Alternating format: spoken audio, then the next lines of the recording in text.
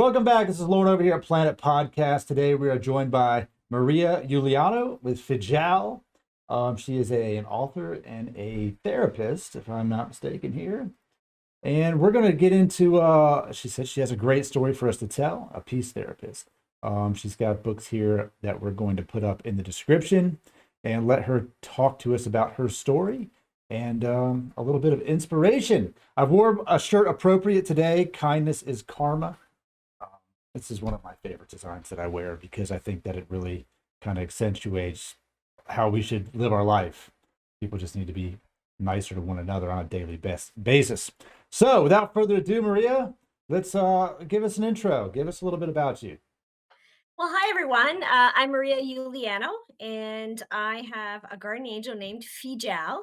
And the story takes place when I was born. I had three holes in my heart, and I had a growth issue. So when I was 5 years old, I wasn't developing correctly, and I was size of a 3-year old, and I had to undergo open heart surgery. So I went to Sick Children's Hospital in Toronto and had this open heart surgery. Very unique surgery. They went through my back to get to the heart. Oof. And I had a complication during the surgery and I flatlined. And just before they said time of death, I woke up. But during that time, and this was in 1980, I went to various dimensions. The first recollection is there was this beautiful white light that came to my bed, and it was an angel. And I recognized him, but I didn't know who he was. And that's where I met Fijal. And I could see the surgeons working very quickly on me. My surgery was 12 hours. It was a very long surgery. Holy moly. And what happened was he put out his hand and Fijo wanted me to go somewhere else because I was in a lot of pain and, I did die. And so I remember walking with Fijal in a hallway, and there was an elevator at the end, and we faded away. And so I went to different dimensions of heaven, and one of them is called the Valley of Angels. And this valley was amazing, and it was all green, and it had a pond, and the flowers changed colors just by looking at them. And that's how this valley was. And it was just beautiful. And the birds were all different colors, like the feathers were red and yellow and orange. Everything was like rainbow, really vibrant colors. And then when you go over the valley, there was these tables and there was these angels sitting at all these tables. And what they told me, my valley angels, was that each soul has 12 angels. And so when we sleep, they meet and discuss our day. And so we have 12 angels. We have 8 core angels and we have 4 observer angels. And this dimension I went to was probably, well, it's not probably, it's the best dimension I've ever been to. And so if you're having problems or you're trying to get some response or an answer to something, they were saying that you should communicate with your Valley of Angels. Now, I met all my Valley of Angels. Some of them were a little disappointed in me because of my past lives. So they told me a lot about me and a lot about Earth, which they call the learning world. And so I went to this dimension, and we have a lot of different names of the angels. Like one is self perception angel. How do you see people? Your morals, your understanding of people. One was the spirit angel. That's to do with if you're religious, if you do meditation, because we're all spirits in their vision. And we have other angels like the Book of Life angels. So we chose our book before we came here, and I visited the Book of Library. And there is a movie called The Adjustment Bureau with Matt Damien Yes, that I remember that. actually has a library. So when I watched this, it kind of reminded me of that place I went to, the Book of Library. But the men that were dressed up in the suits, they were sort of like the Valley of Angels. So they make sure that everything goes smoothly. Like you meet the right people, you connect with the timing, and it's all the synchronicity. So that movie was very interesting for me. I'm pretty sure whoever wrote it probably had a near-death experience because there was too many um, visions of the dimensions that I visited. Right. So the Book of Library, these were like seven, these were all children, and they're about 7 years old. Seven's a very popular number. And so seven, they're there. And there was like stacks of how do you say like library books, like and very like large shelves, like all the way to like skyscrapers. Okay. And all these kids were there and they were reading these books. And then I went to the and each book represents your life. So you would go in this library before you created your soul, and you would pick a book that you wanted, and that was your life. And the books are all based on the learning objectives here. So if you wanted to conquer um lying, I'm going to change the world and I'm not going to lie, and I'm going to change people so they don't lie. So what happens is your learning objective when you come here would be based on lying, but not just one learning objective. There's like a whole book of it. So that's why we have a lot of learning to do here, and a lot of some people have more issues than others. Okay. And so then I went to the Book of Spirits, and that was interesting. This was like very cloudy. Um, you see like the blue and the white, and everyone thinks that's heaven. Actually, that is a lower. That's the entry of heaven. The cream color. It kind of looks like this. This is what heaven looks like. It's kind of like a brownish cream, and it kind of is like a taupe. It's really pretty, and that is like the heaven, like that is kind of like towards the end of heaven, I guess you could say. So there I went to the Book of Spirits, and there's these large tables with all these books on them. And so each table represents one soul. So the books on the table represented how many times you've been here. So you've been reincarnated. So I actually saw my table, and it was so large that I couldn't even keep track of how many books there were. So I've been here a long time, and I'm an old soul. So I went through like many different areas of heaven, and I met some spirits. And my first book, it explains who I met, and I met Jesus, which in heaven he's not religious, he's more of a peacekeeper, and he's the gatekeeper. They call him the man at the gate. So if you're religious or not, that's who you're going to meet anyways. He's the man at the gate, he welcomes you, and he kind of gives you the tour of heaven.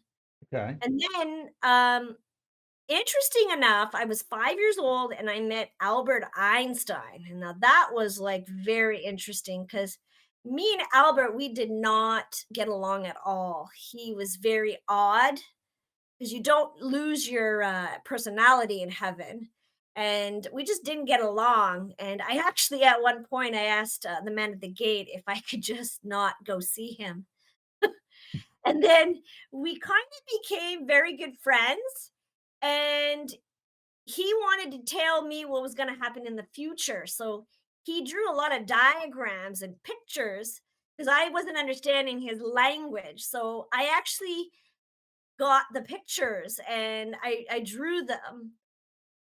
And so a lot of the information in the pictures would define what was going on in the future and would actually solve a lot of issues. Okay. So then I go to other places of heaven, and I'm with my guardian angel, and he gets appointed to me. And then, of course, I flatline, but I see myself lying on the table, and then I wake up. So how long were you flatlined on the table? A minute and 21, which It's pretty a friend long. of mine did some math, wizarding, and he said I was out for 14 months in Earth years. Yeah, it's like a minute 21. That's a long time to have no heart rate, no heartbeat, no oxygen to Yeah. your brain.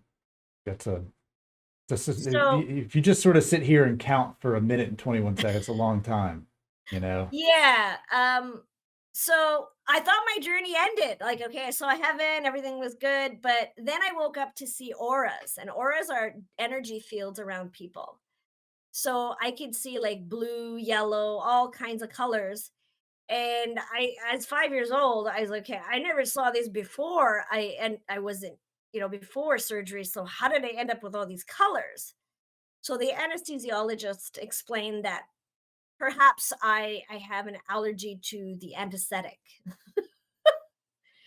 And Right. it will go away in a week or two. Well, it kind of didn't go away.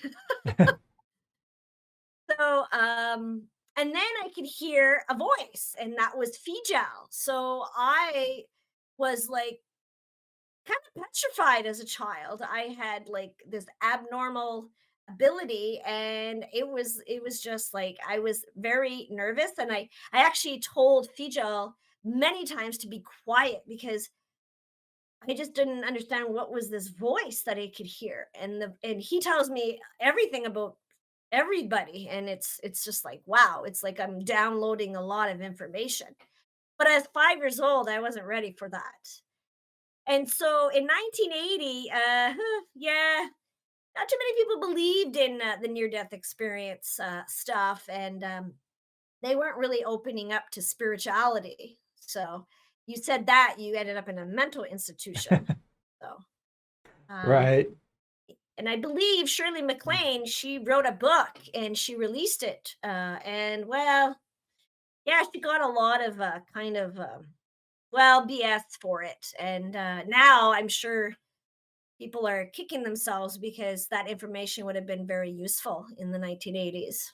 So, Yeah, I mean, I see a lot of it's interesting because you do see a lot of things pop up in like entertainment world or books that do coincide a lot with experiences like this. And if you're talking about something that happened to you in 1980, and I look at when you're talking about having all those books with your life in them, there is a TV show called The Magicians that had they're basically they live they're magicians on the earth plane, but then there's like another world that they can go to that's wrote by these other beings or whatever. It's a pretty good show overall. I give it a okay. pretty good it's a Well, pretty good we'll, show. we'll, we'll, But at we'll the end check of it the out. at the end of the thing is like there's a place called the library that is very difficult for them to get to. And there's people that work in the library, librarians that are there that kind of oversee everything. And every person has a book in the library that is their life. And if you're not allowed to read your own book, like they can read other people's books, but you're not allowed to read your own book and see what Oh, happens to your ending. And so it's interesting that you bring that up because this is a show that's on. I think they had 6 seasons that ended like a year ago or something, but like modern time. It's a very interesting perspective of that because it coincides with something that happened to you, 40 years ago. Um, so yeah, it's and an and also interesting correlation. also when you read your book, then there's a bell. It's like a kind of like an enchanted bowl. So that's why there's a lot of people who vibrate with the bowls in spirituality. And the bowl, it rings, and then what happens is if you have your book of life, you go to these tables, and there's 12 children at the table, and you tell them your story, and they become your soul family. And so every Hmm, time you repeat your life, they pop up in your life in certain times. gotcha. So here I am, 5 years old. My heart is great. Nothing wrong with my heart, which was like unbelievable. And I spent a long time in the hospital, and then I returned to school, a Catholic school. And I live in Sault Ste. Marie, Ontario. I live on a Okay. border town. And I'm going to a Catholic school. And of course, I'm really excited about my journey, what I saw. So I started telling my classmates, who I was in grade one, what I saw. They thought I was crazy, and they complained to their parents because I scared them. And then the school counselor had a little meeting with me privately, and I told her what I saw. And she told me that I never saw heaven, I never saw angels, and if I did continue to talk about it, I'm going to be put in a different type of hospital. So be quiet. I was 6 years old. I imagine a 6 year old, an adult telling them to be quiet. Well, that and you're in a school that's a religious-based learning environment.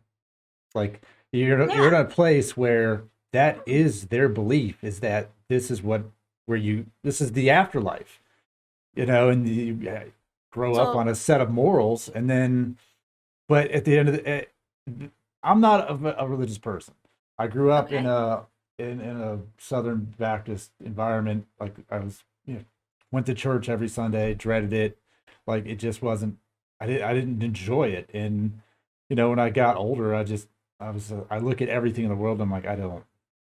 There's too much happening. There's too many people that disagree with one another. But from an open minded perspective, it to me, if you had somebody that has just lived a normal life, right? Just a regular, healthy life, and they went through the church, whether it was Catholic or Baptist or Buddhist, wherever they went, to tell someone who's died that they didn't see something is seriously hypocritical. Like, I Yeah. can't wrap my head around that because you've never died. Your heart's never stopped beating. You can't tell someone that they didn't see it, you know? Yeah. That's how So I feel about it. over the years, I learned that I was brought up Roman Catholic, that they just believe Mm, whatever's in the Bible. They're just not outside the box. Of course, right. now with the Pope, this Pope seems to be more open minded, which is good. And I actually have seen at churches they talk about near death experiences, which I'm like, wow, like finally they're opening up their eyes.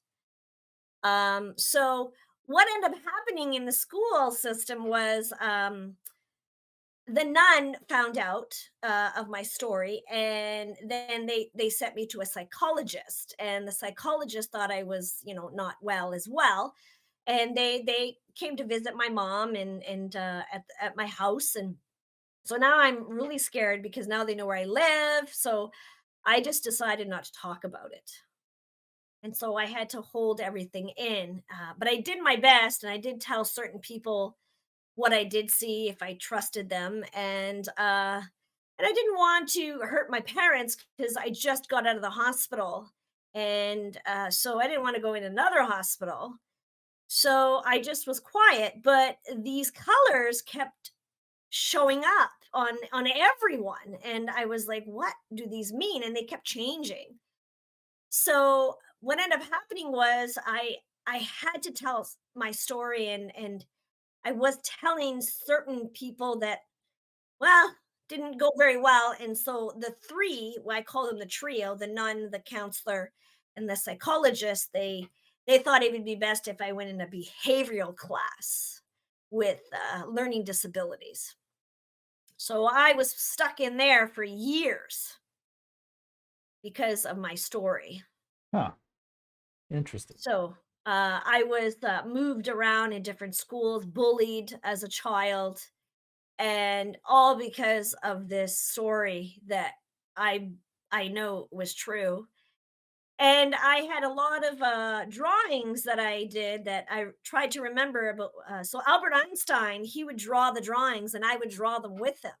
So these drawings were very important, and it still is hard to um, visualize the teacher taking the drawing that Albert Einstein told me how to draw and ripping it in front of my face.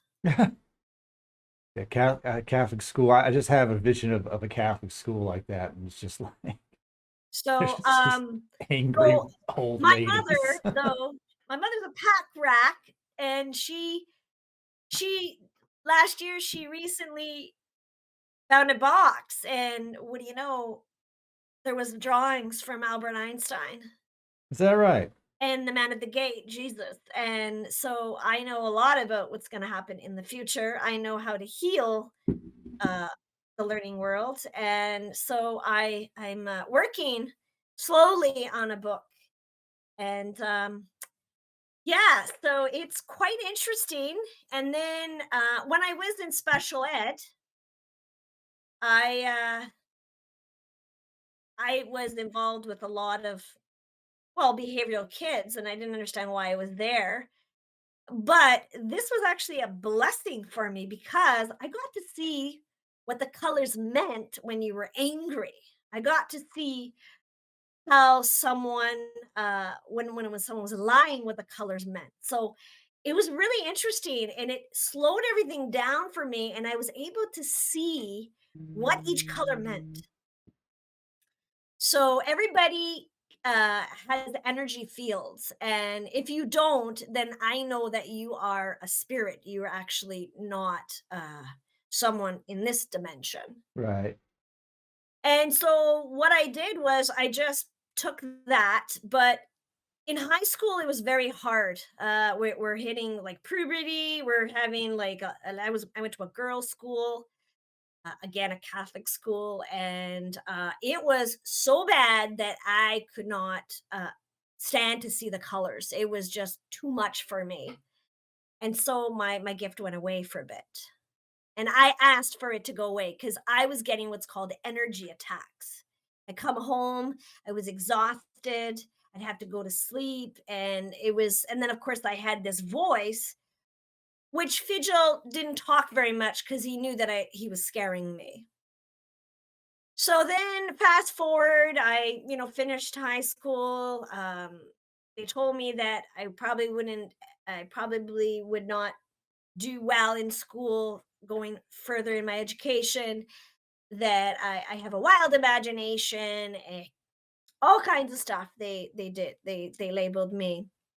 I went to college. I went into a more logical field, IT. And Okay. I don't know, in college I was getting 90s and 80s, but hey, if you want to say that I have a learning disability and that I have a lot of problems, go right ahead if you want to label me the Catholic school. So I did very well, and I worked for the government. I'm Canadian, so I worked for the government for a while, worked for private and public, and then I got laid off. And then I decided that there's got to be something else in life, and you have to understand the energy field, the auras, and hearing Fijal. That was a lot for anybody, and I still hear him, but now I can control him. And so I kind of I didn't have a light bulb in my 20s, but in my later 20s I did, and I started reading spiritual books like Wayne Dyer, Louise Hay, and I started able to understand what was going on. And then I started remembering my heaven years, and everything came together, and started writing, and I could hear Fidel more clearly, and he was more calmer for me to understand. And so I went and took a program called Peace and Conflict Studies. So I'm a peace therapist, Okay. and I majored in high conflict people, and which is HCP, and I did a minor in philosophy. Of course, you got to have the philosophy, right? Well, I guess that does go hand in hand. What is a high conflict person? What is that? What would be the definition of that? Well, that is someone who kind of attracts drama and is codependent and is always in your business. And there's like a high conflict person. There's a borderline high conflict person. There's and then like there's all different ones. I did my thesis on it, and so there's different tactics and different strategies to use. A lot of boundaries that you can apply. Uh, I'm sure a lot of people have at least one family member who's that high conflict person that's the gossiper and kind of like gets into your business. Okay. So then I majored in that and I did my thesis and then I did my philosophy and then I kind of branched off and I did a specialization in parapsychology, which is the paranormal. Right. People ask me, what is parapsychology? It's the paranormal of psychology. So the things that psychologists can't tell you and explain. So I'm an advocate for people going into the mental institution. If they see spirits, if they hear things, I teach them how to calm down and to actually take control over those spirits and the voices that you hear in your head. Um, Now, a lot of psychiatrists will tell you that there is no voices in your head. Well, I disagree. There is two voices. There's the guardian angel, which is on the right side, and then there's the ego, ego, and that's the one that gets you into trouble. And I always tell people, if I ask you a question and you don't say anything, if I ask you a question and you hear a no or a yes, that is your guardian angel. So it's your conscience, it's your intuition, and that is the voices that people hear. Uh, Unfortunately, some people they get scared. Like I was when I was younger, I got scared. So I have peace therapy sessions, and so I'm a conflict resolution. That's my training. So I resolve your issues in a peaceful way using the strategies from school. And also, Fidgal tells me a lot about you. Plus, I can see your aura. So I know a lot about you. Okay. Like a big combination. And I call them sessions. I don't call them readings because readings has a different vibrational energy to it. And I also help people that enjoy going to shifted realities. Do you know what that means? Shifted reality. I do not.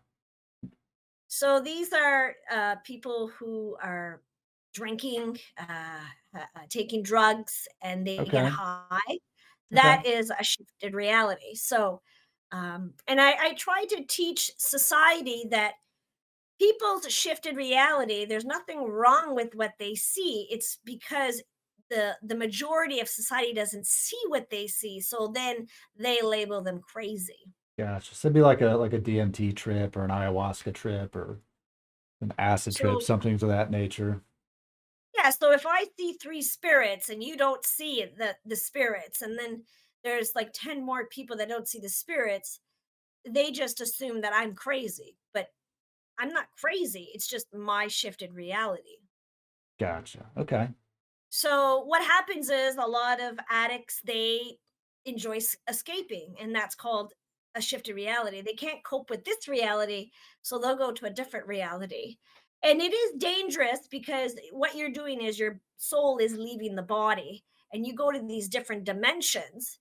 Who knows where you go to? And uh when they label you as an overdose, it means that you're stuck in that dimension. So I actually do dimension rescue and coma rescues. So I can astral travel and go and get the person out of that dimension. It's a very long and it's very dangerous because I could be stuck in that dimension as well. So if someone's in a comatose state or an OD state, what's the process for that? How do you someone even find you? How do they even find you to come do something like that? That's Well, at this you're not on the 911 call yeah, list.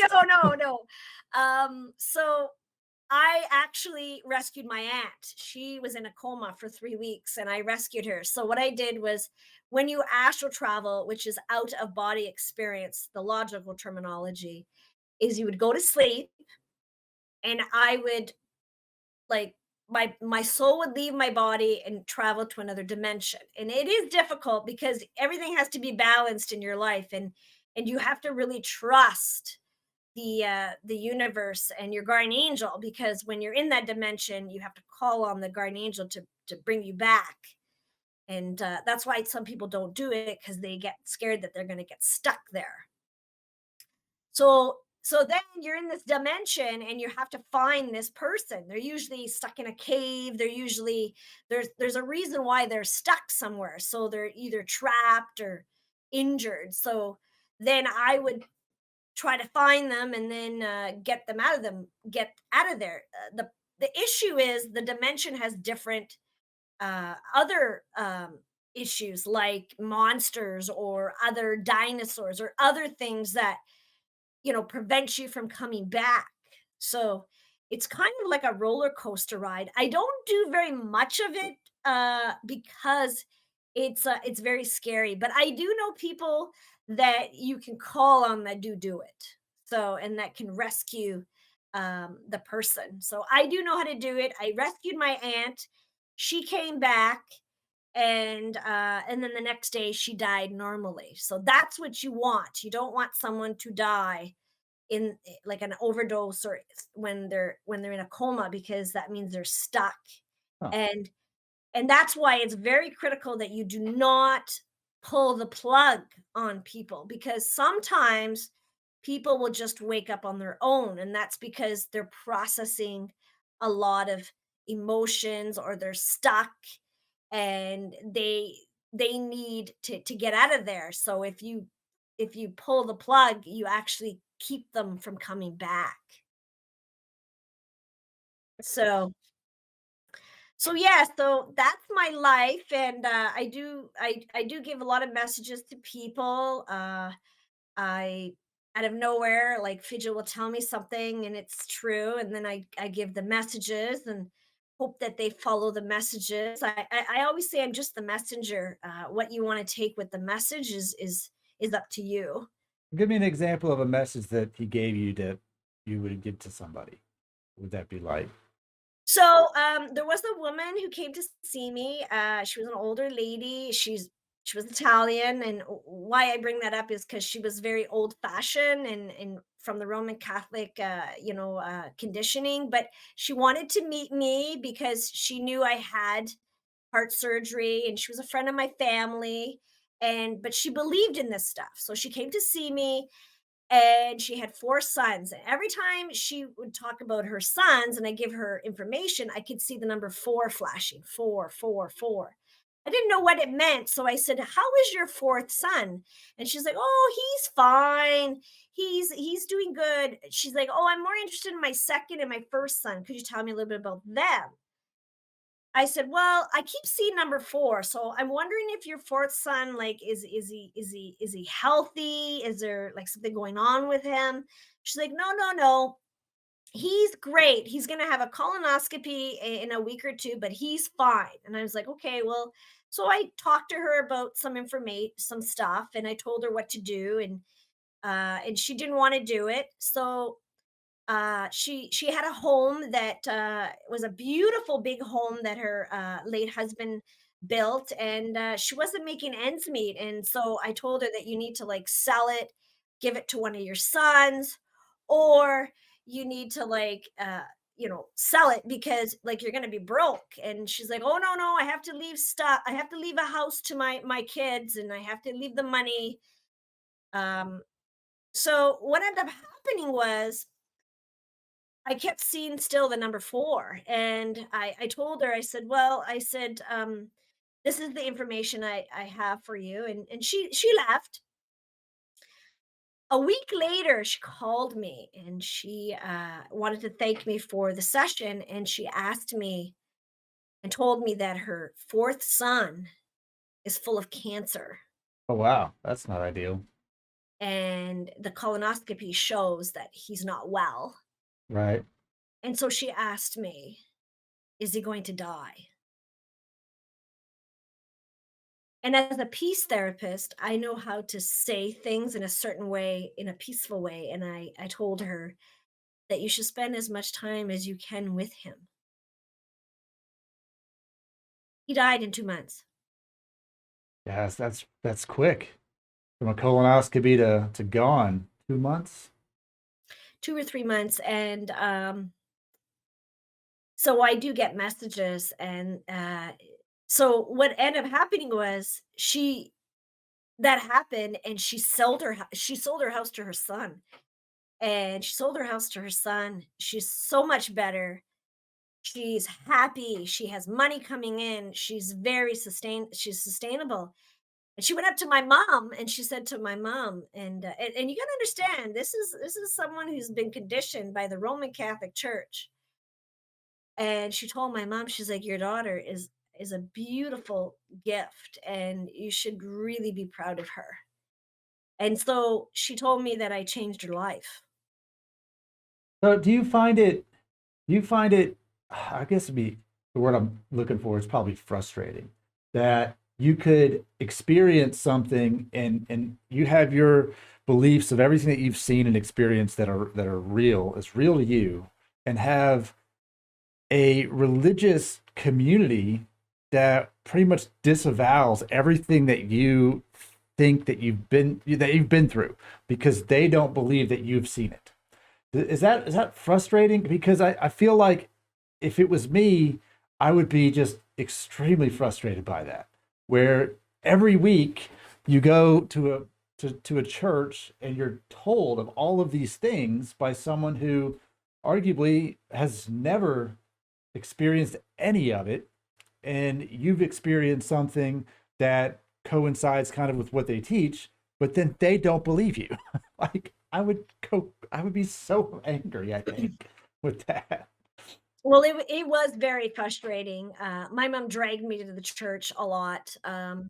I would see the priests. I for some reason, I as a child, I didn't like priests, and it just the energy they had. And of course, there's a lot of controversial about that stuff right now. Right. But I just I had always a disagreement with nuns and priests. Like Roman Catholics don't believe in reincarnation. Okay, well that's fine. Okay, I understand that. So I like to ask the Pope something. So, why does the Vatican have the biggest, largest past life um, cathedral? Why do they have books on past lives and reincarnation? Why? If you don't believe in that, why do you need a a huge library that no one is allowed into? Right. So, But there's a like, lot of that around the Catholic Church. There's a lot of secrecy around the Catholic Church. Like yeah. like an So immense amount of secrecy. so I'm probably really dangerous to them because I know a lot of secrets. And so me and the priests, me and nuns, we didn't get along, and I learned through my peace and conflict studies that that's just their conditioning, that's where they are, that's what they believe, and everybody believes certain things, and some people still don't believe me and they're not Catholic, and that's fine.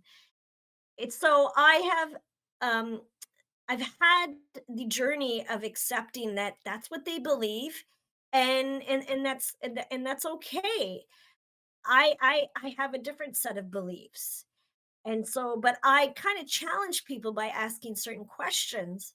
So, how did you get your skills if you'd never been reincarnated? Well, I believe that you get your skills because each time that you are reincarnated, your skills get improved.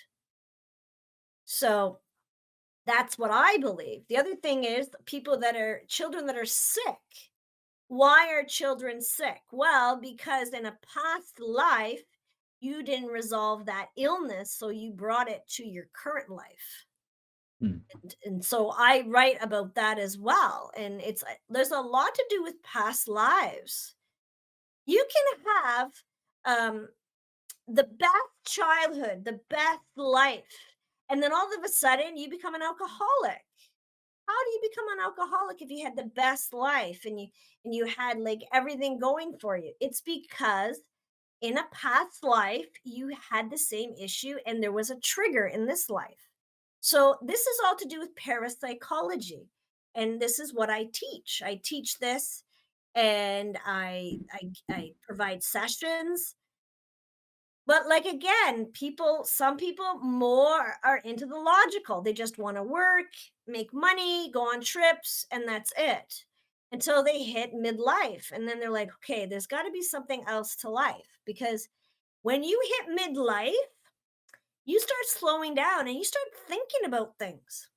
Right. That's where it happens. Uh, Midlife crisis, they've been around for forever. I mainly teach quarterly crisis. So our young people are in big trouble.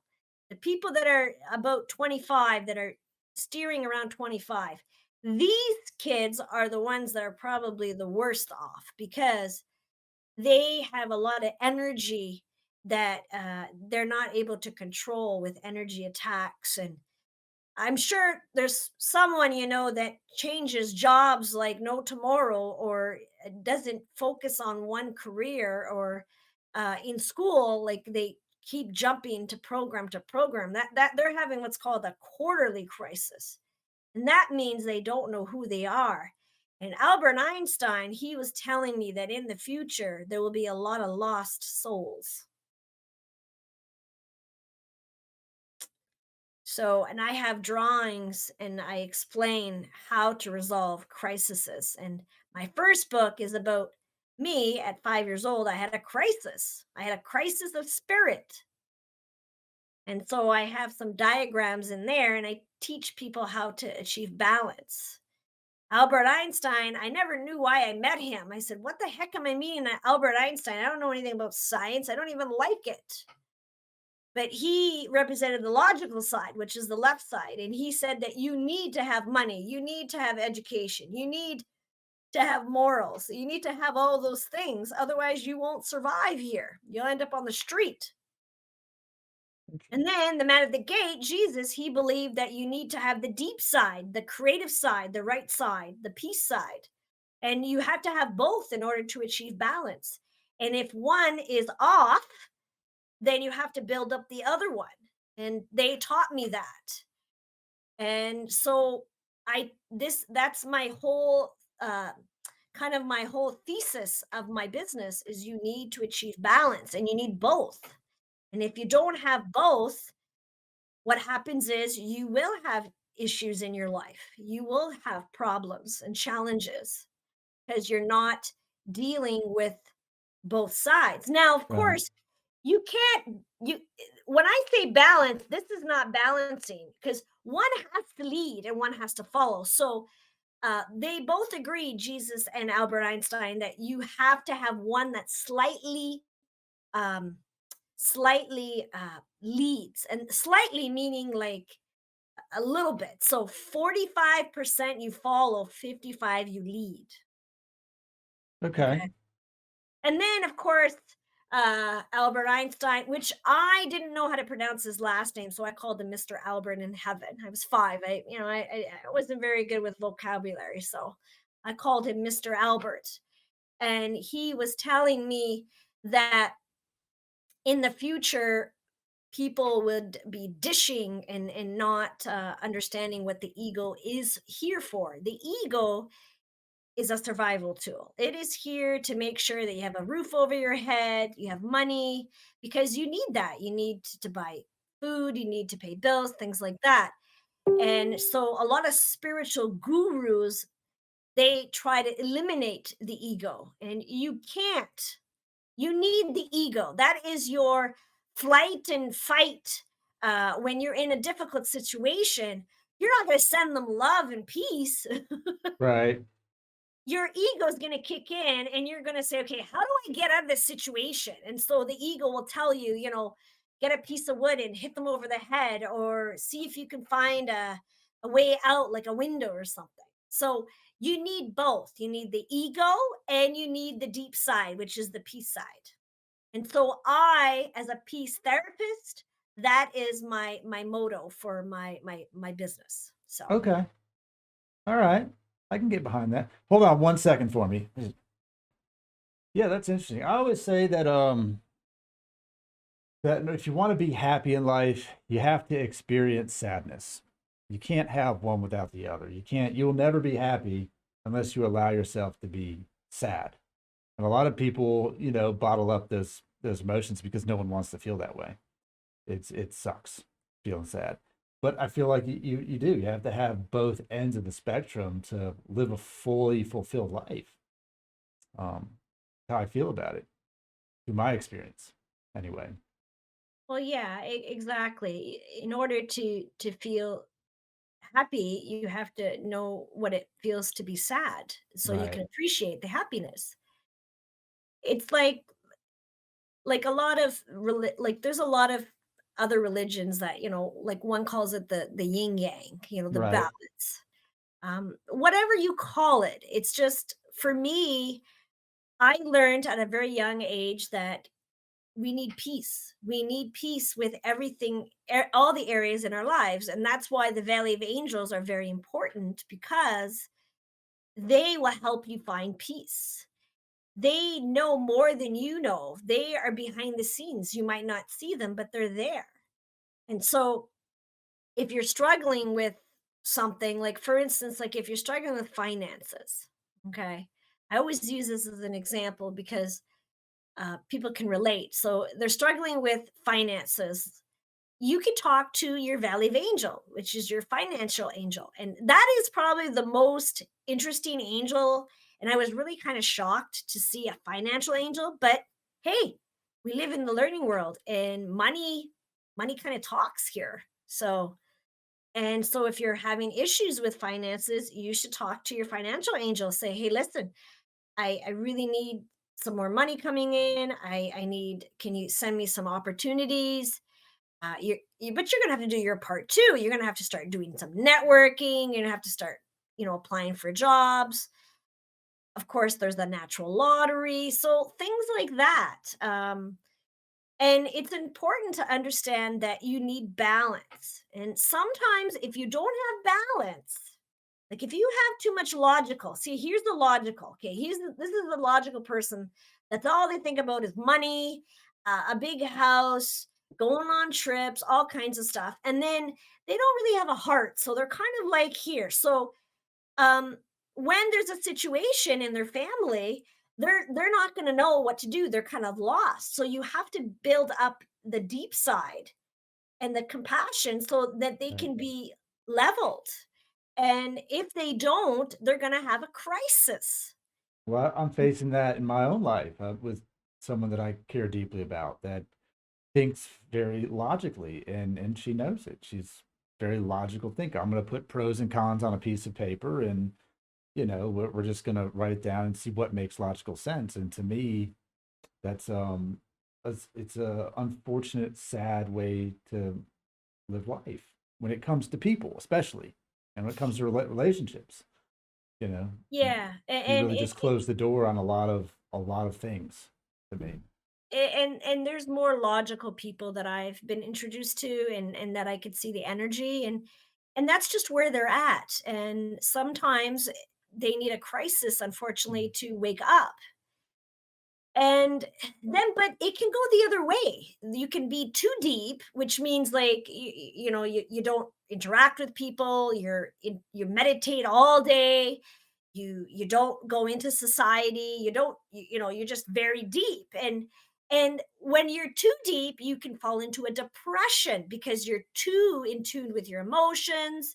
You're not dealing with problems and issues, so you can be deep and then you can have not too much logical. So with that in mind, is that's why if you're too deep and you're depressed, they tell you to build up the logical side. So like take a shower, go to work, pay your bills, things like that, because you have to build up the logical side. And and a lot of people, you have to understand that it can go both ways. So it's like a balancing act.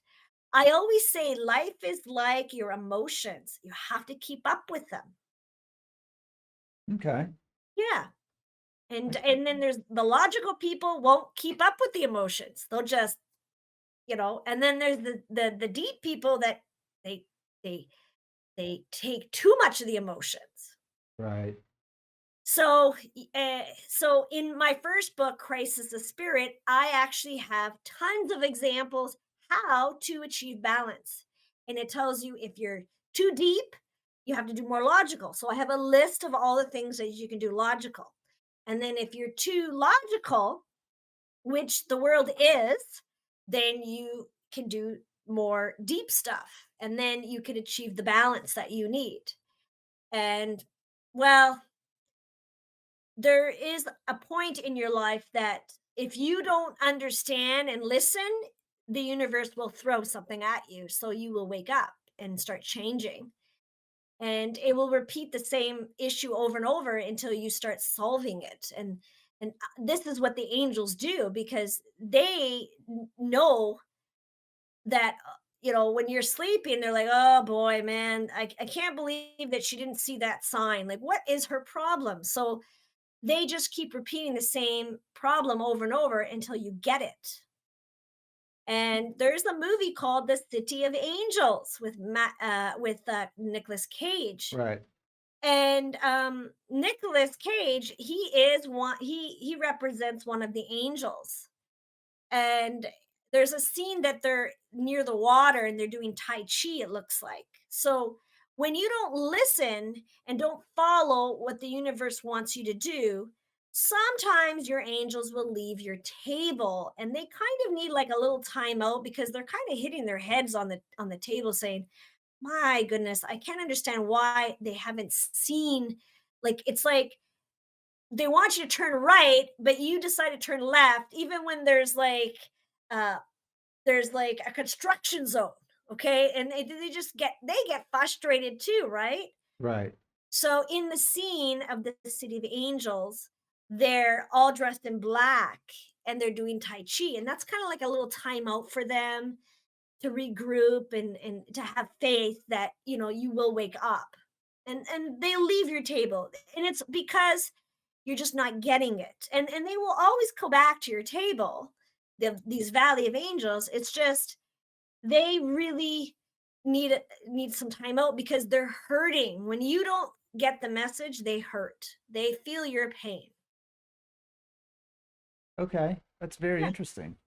Yeah. So I had somebody on my podcast last week Okay. who is same but different to what your experience is. Okay. Um, and she had also a near death experience and talked with people with near death experiences, and she channels, or I wouldn't say channels, but her company was the Lady Ghostbusters, and they go and find haunted places and investigate them and Yep. talk to spirits, and she had never been somewhere outside of this realm in her experience per se, but my robot vacuum is eating something over there.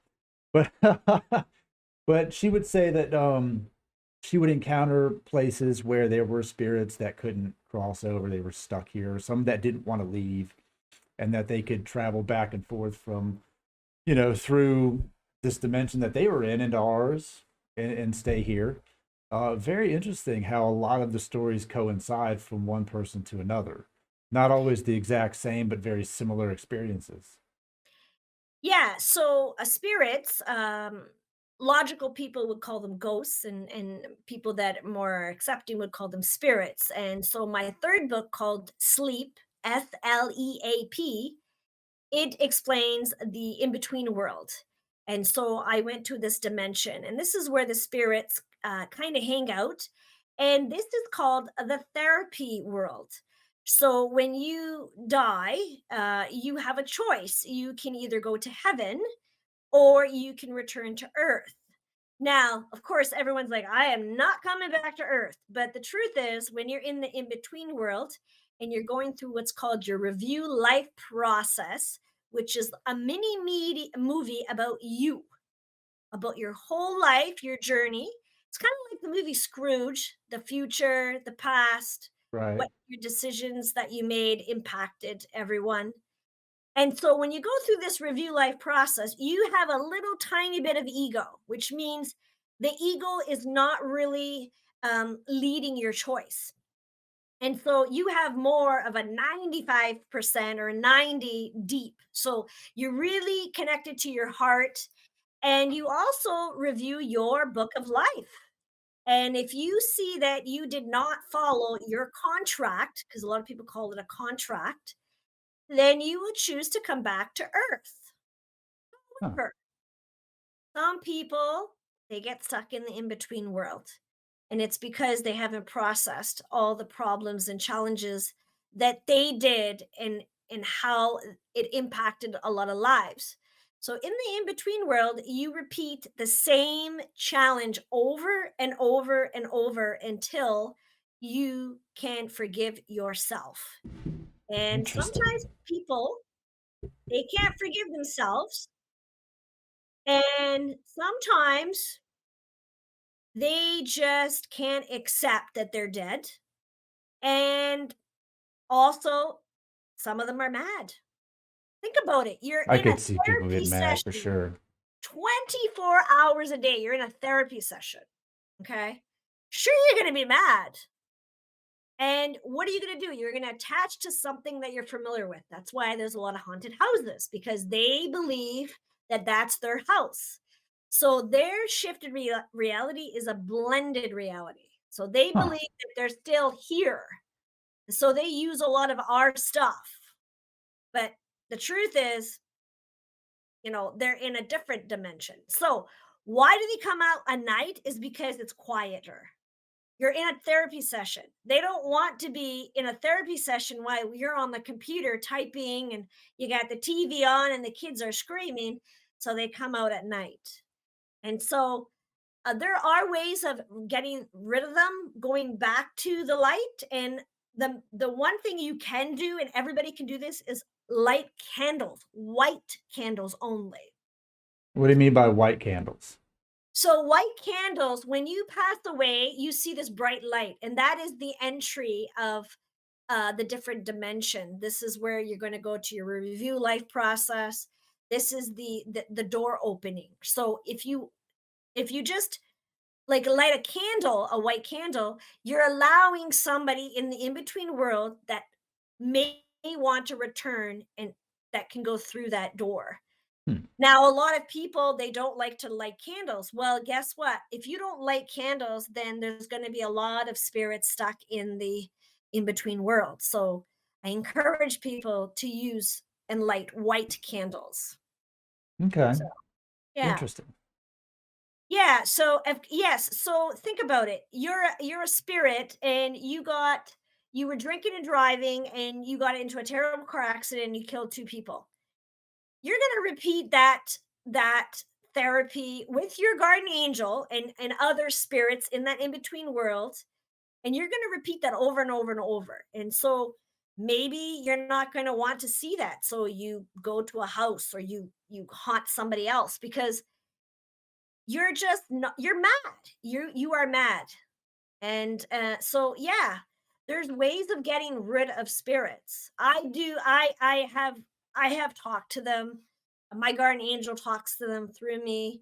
I see spirits all the time, but I can control my emotions. You're the boss of the spirits. Okay. Your reaction you can control and you can tell them to go away. I have told spirits to go away and they have gone away. They don't want to mess with me. Interesting. So I've never had any experiences like that myself. Like, so yeah, so that's why a lot of people ask me why spirits like are there. It's because they're in a therapy session 24 hours a day.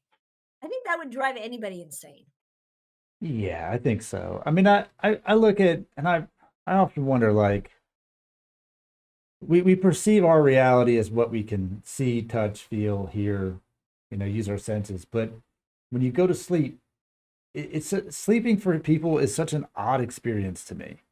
Like when you really look at what's happening, like all day, you're conscious, your brain is active, you're constantly doing things, and then you go to sleep and your brain stays very active, but the rest of you is, seemingly just gone. And I find that very interesting. Like, why do we do that? Why do we sleep? Yeah. So, Where are you going? Why are you so tired? When you get so back, why do you wake up angry sometimes? well, Or you have to dreams, read. You have to read my book, Sleep. or dreams that feel extremely real. Why can't you die in your dream? Why is that not a thing? So there's all Yeah. of these things that we look at and go, well, what if what we're doing right now isn't really the reality? What if we're doing on the other side is the reality? And it's an interesting thing to think about. And I think the human brain just doesn't, we're not purview to this information. We cannot understand it. Yeah, and I always I write a lot stuff about sleep in my book, but the truth is, and you're exactly right. So what happens when you do sleep? Well, you have astral, you can now everybody has had an out of body experience. Okay. There's no one that has not had one. You just might not remember it. You have lucid dreams, and you actually can go in the past. So a lot of dreams that you have people that you don't recognize. They're your past lovers. They're the past sisters or past life stuff. And then, of course, you have visitors. You have fairies that come and visit you. You have spirits. You have ghosts that come and visit you. Of course, you're not conscious of it, but they're there. And so it's like you are in your own meditation world. I always tell people the best thing you can do to balance is to meditate. And people say, "Oh, I can't meditate." Well, when you sleep, that's a form of meditation. Right. So if you don't sleep, your angels are not going to meet and they're not going to cater and coordinate your life. So a lot of people they take a lot of medication to sleep and that's not the same. You have to kind of find a better way to sleep, a natural way. And so yeah, it's you if you want to do if you want to be more balanced, talk to your balanced Valley of Angel. That one helps a lot. So Hmm. Okay. It's a lot. It's a lot to take in. I'm trying to this is come up my with life. My it life is. every day. This is your everyday life that Every you day. And I write, I so channel much. write. So I do automatic writing through Fidgal. And actually Stephen King calls it open window concept, which means like the window is open and you have a certain amount of time to write everything and uh, and get all the information before you crash. So I do a lot of channel writing and yeah, and I do have a podcast. I have a podcast, a weekly podcast. Okay. It's called The New Normal, and it's on the borderline.ca. And it's I channel my guardian angel, and we talk about various topics. Like one time we talked about trusting the universe. Another time we talked about COVID, why COVID is significant from a parapsychology point of view. So it's a very interesting podcast. Right. And you can get more information about parapsychology. I find it, and I talked to my other guest about this because she was in the paranormal genre as well with both her books and her story. And I was like, growing up through the 90s and the 2000s, like we had a fair amount of, what would I say, entertainment, information, interest in the paranormal. There were TV shows constantly, there was alien stuff, there was Bigfoots, there was ghosts, and then it just seemed like it just went away. Like we just phased out in the mainstream world of it. And I was like, I wonder why that was. Like what changed? Why did that just kind of dissipate? We don't see it nearly as much, you know? Well, can I tell you what Fidel says? Yes. So Fidel's saying that it scared a lot of people, and a lot of people were not ready to hear certain information.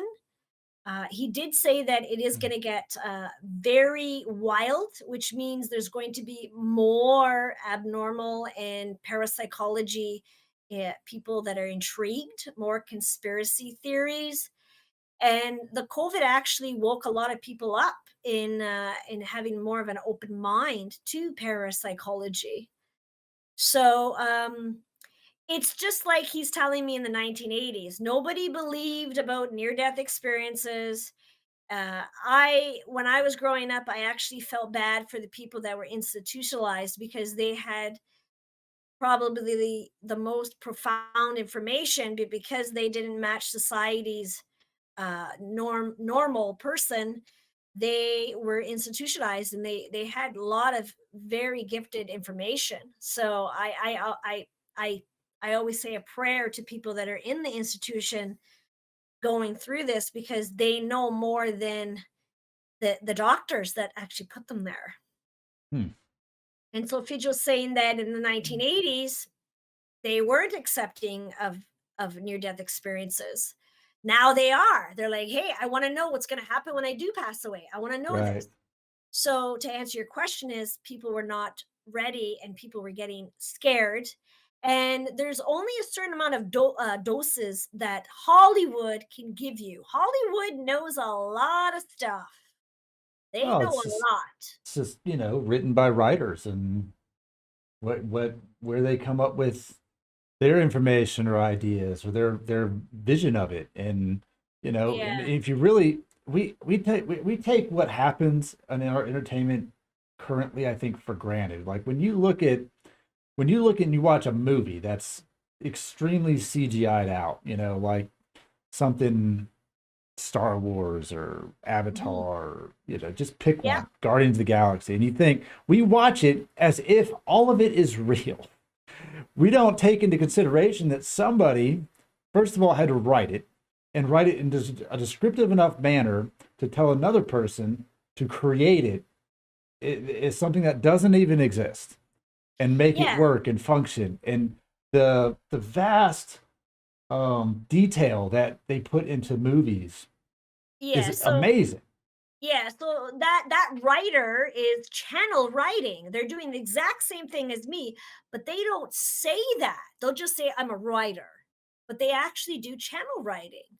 Well, it's got to And come from somewhere, because people are not yeah, all made the same. At the end of the day, you've got people who are extremely well at telling these stories that depict a time that most people could not even imagine, right? You can't even fathom what it right. would be like. And somebody else can put that into words in a description so vividly that you can go there. And Yeah, there's a huge difference there between people and their ability to say, well, oh, they're just a great writer. But at the same time, you're writing from a place that other people cannot go, if that makes sense. yeah, so they probably do what's called channel writing. So they do all the out of body experience and they probably know how to do it. And then they go to this dimension, they get all the details, and then they come back. And that's an amazing gift. Good for them. And writers have that ability, they really do. And so the Hollywood actually tells you stories, but you have to really watch the movie because the movie tells you what's going on in the world. Like there are people, there are these Valley of Angels, right? There's been movies about angels. Okay, but people are like, oh, okay, that's nice. But think about it. They're there. It's just maybe you're not conscious and living in the moment to see it. Like that Well, movie. yeah. What was that movie with Matt Damon? Contagia or Contagious? Contagion, I think, Yeah. maybe. So like that movie, when we the first year of COVID, like it pretty much showed what we were going through. Exactly. So they give you dosages and you get to see the glimpse of what is actually gonna happen. Right. Like Fidjo tells me something's going on in space. Something's gonna hit the planet. This is what he's telling me. And he I mean, tells me it's, well, we here's what something that we don't, and we don't wrap our head around it, because we live in such a self-absorbed world. Mhm. especially now. We have constant input coming into our brain that we didn't have before. And to filter through everything of what's real and what isn't real is becoming more and more difficult. And Mhm. when you look at how long that we know of, people have inhabited this planet, and our current amount of time that you live on the planet is a speck on that timeline. And where we're at now with technology and information and all we have at our disposal is just a little itty bitty spike. But we live in it, and it, for us, it is an eternity, right? If you live to be 100, that is a long, long life on the planet. And in retrospect, it is a speck of time. What's Mhm. 100 years out of 10,000 years? It's nothing.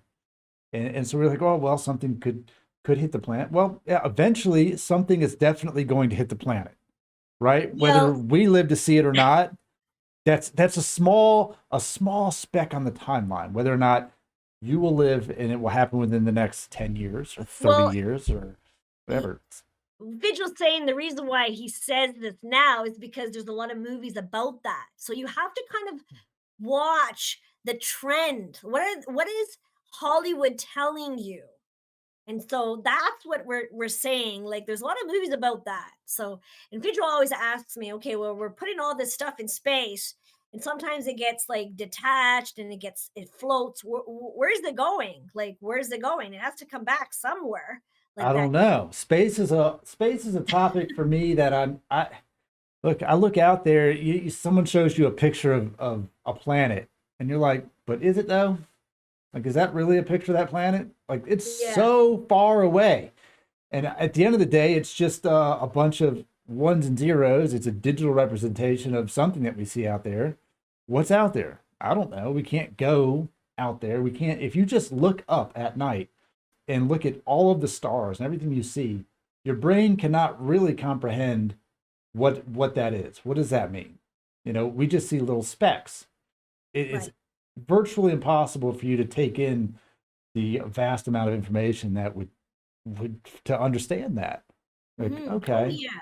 what's going Yeah. on out there? I got no idea, but we envision it, and some people have very creative depictions of it. And we have good runs of time, especially through our entertainment industry, where the focus is on aliens, the focus is on world ending, the focus is on disease, or sometimes happiness. Sometimes happiness. Sometimes, just sometimes. Yeah, you get a little love story here or there, maybe a little happy ending, but there's constant conflict in Hollywood. It's always, Oh just yeah. survival of the fittest at the end of the day. It's like, come Yeah. on, zombies and everything else, and war, and war is huge. Why can't people just stop fighting one another?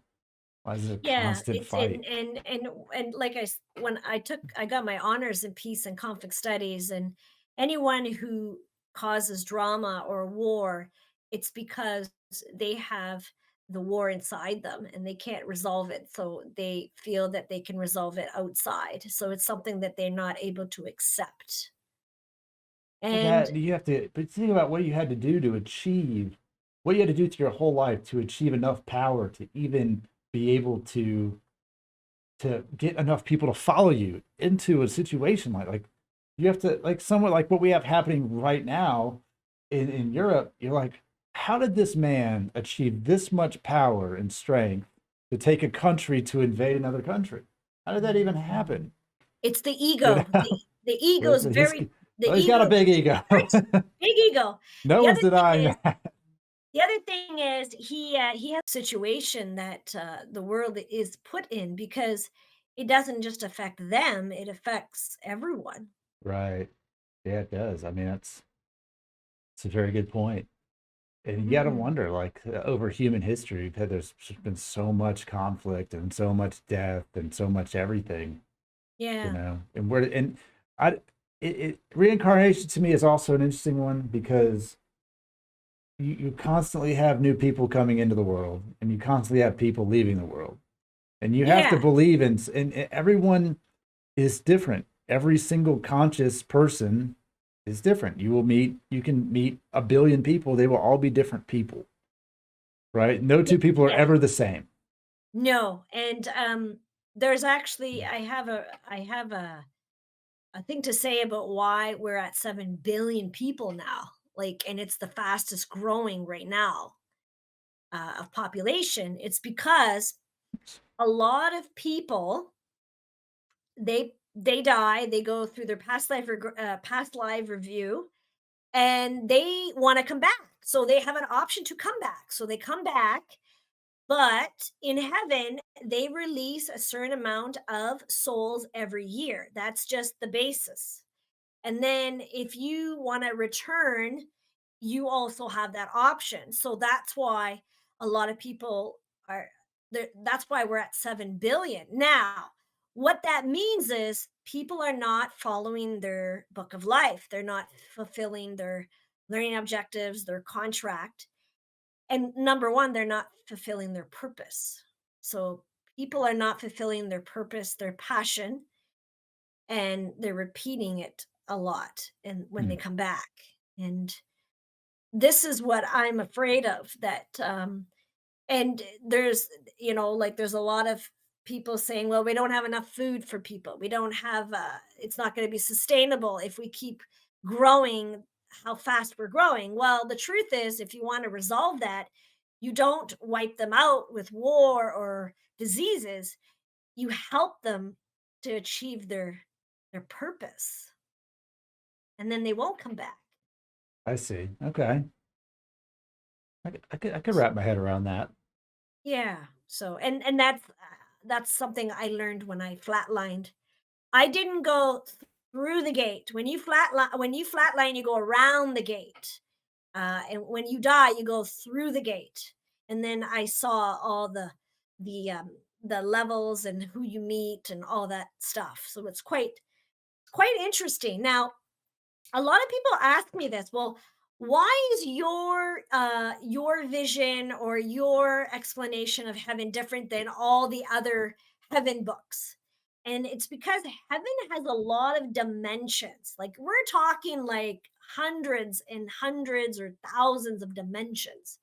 So it depends on which dimension you go to when you flatline, and that is all determined by your guardian angel, what they want to show you. Right. So I went to, like, I can't even keep track of all the dimensions I've been to. And each day I have a new vision, a um new story about what I saw. So This is gonna be an interesting question.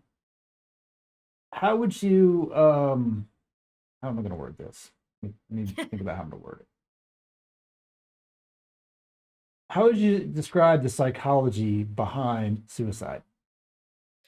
so okay, so I did write in my book Sleep about suicide. So what happens is the so we have the body, we have the mind, we have the heart, we have the soul, and we have the spirit. And so when it comes to committing suicide, you detach from your heart and you detach from the spirit. And then what happens is the mind, which is the ego, it connects to the body, and the body follows what the ego says. At that time, the soul leaves the body and actually is in front of you and watches the person commit suicide, because the soul doesn't want to be a part of it and gives a last chance of re getting back to being them. And so what happens is the soul is so injured and hurt that the spirit, because the spirit is different, the spirit cannot cope with it, and so the ego takes over. Hmm. And so it's like a mirror. When someone commits suicide, it's like a mirror. They're staring themselves in the face with with the soul, and then the body takes over, and then that's how they commit suicide.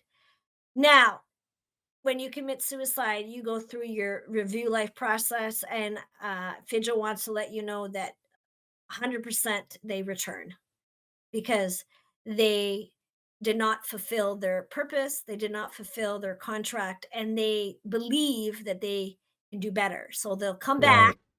Unfortunately, when they come back, they will have the same issues until they resolve those issues. Hmm. Yeah. That's why I would wonder if that plays into your experience and belief system. Is like, if someone just is just so tired of life that they're just like, I just want to Yeah. do over. I just want to do over. Yeah, and You know? the other thing is with committing suicide, you're gonna understand something. There's a lot of stuff going in their head, in Oh their yeah. mind. So your subconscious mind holds all your past lives, holds all the challenges, holds all the hurt, the emotions. And so if you are not balanced, you are going to get a rush of all those subconscious items, and you're just going to feel so overwhelmed that you will not be able to balance. And then that's when you will say, hey, this is, I can't do this. I don't know where these voices, I don't know where these visions are coming from. And you feel hopeless and you can't talk about them. And of course, when you go to the doctors, they say, hey, take this medication, you'll be fine. Right. And so the medication only controls the logical side, the voices, but it doesn't control the visions and the triggers that you have. So you got to be very careful. And so I teach people how to control those things. And Okay. I'm going to tell you something. I live in a house, and across the street there's two houses, and one year the woman across the street, she committed suicide, and then the year after, the next door neighbor committed suicide. Really? And I see, when I look out the window, I see the one late the girl, and she talks to me, and I see her at the edge of the driveway, and she told me about what was going on in her state of mind. Hmm. So, and she's stuck in the in between world, because when you commit suicide, you're stuck in the in between world, because you got to process, why did I do that? And you got to process all those subconscious visions and triggers that you had. So you're going to be there a while. And Right. uh, when we're born with free will. Okay. You can decide to go to heaven. You can decide to go to another dimension. You can decide to come back. You have freedom. Okay. And so when we're in the learning world, and we, like, there's been a lot of frenzy with, like, get the shot, don't get the shot. Well, I want my freedom. It's because when you're born with freedom. That is a gift. When you chose your soul, you get freedom. So when someone is trying to control your freedom, that's where a lot of people get, the subconsciousness plays into effect, and they get really touchy on the subject. Huh. So, yeah, there is a diagram about committing suicide in my book, The Crisis of Spirit, and it explains what happens when you do commit suicide, what's going on with the soul, the body, the spirit, the heart, and the mind. Yeah, because it's a increasingly rising occurrence in, Yeah, the last decade. and Fidel's saying the other thing is another big reason is your purpose. A lot of people don't know what their purpose is, and so they struggle with it. People do struggle with it. They don't know. People don't know who they are. They really Well, don't. it's pretty that's pretty evident in the last like 2 3 years. I mean, you've got so many people saying they're trapped in the wrong body. They don't feel like there's, there's so much that is just. Uh, Yeah, I'm gonna say it's probably always kind of been there, but now they've just found a gateway to talk about it and reach other people. That's one thing that the last decade has done, is connected like-minded people with one another. Because prior to the internet, how do you find somebody? How do you find somebody that has the same experience, interest, belief that you have? It's yeah, extremely difficult. you're going to find more unusual things, and unusual meaning like the norm, but what is the norm? But there's going to be more transgender people. So when you're born, you in heaven there is no male and females. Like, I do describe the gender so we can understand what they look like, but when you're born, you are born, they don't decide, like, you don't decide I'm going to be a female, I'm going to be a male. The universe decides and says, you know what, you're going to be a female. So if you in a past lives with the es, if you were a male all through your life, all your past lives, and then you are born a female and you're like, hey, you know what, I don't feel like I'm a male, I feel like I don't feel like I'm a female, I feel like I'm a male. They will feel that they want to be a male, and it's because of the past lives. Now, the other thing is, if you're gay, you want to be transgender, if you are like you have a medium abilities like me and things like that, it means you've been here a long time. So you're a very wise person. You're an old soul. And instead of people criticizing you and stuff, they should actually find out what you know, because you are full of information. And that's all to do with tapping into your subconscious mind. But instead, the world punishes you for listening and feeling how you are. So, Right. Yeah, it's very and to think about like the people that do that, what's the conflict in them that causes them to exactly. attack other people just based Mhm. on, whatever, just constant judgment. We live in Yeah, an extremely judgmental society. I have my extended family, they don't talk to me very much because they knew I had a heart surgery. They knew that I was very ill. But now they're like, "Hey, what, does she have a guardian angel now? What's going on with that?" So I had a big book release, and I have like a lot of relatives. I'm Italian, okay, and only one showed up. Oh wow. So they don't believe me. And my guardian angel always tells me it's not that they don't believe you, they're not ready to hear you. Okay. And Right. it's because they're living the logical life. They're living like, and they all kind of live close together, and they all like have all nice cars. They all have logical jobs. So they're all kind of like, keeping up with the Joneses. So, and that's fine. That's where they are. Right. So, and then maybe in this current life they'll have a crisis and they'll wake up, but that's not for me to enforce that or to judge them. It's just for me to live my life. And they do, when I see my relatives, like, the reunions and that, they're like, "Oh, Maria's here. Oh, what are you writing about now?" And you know what? One day, guess what?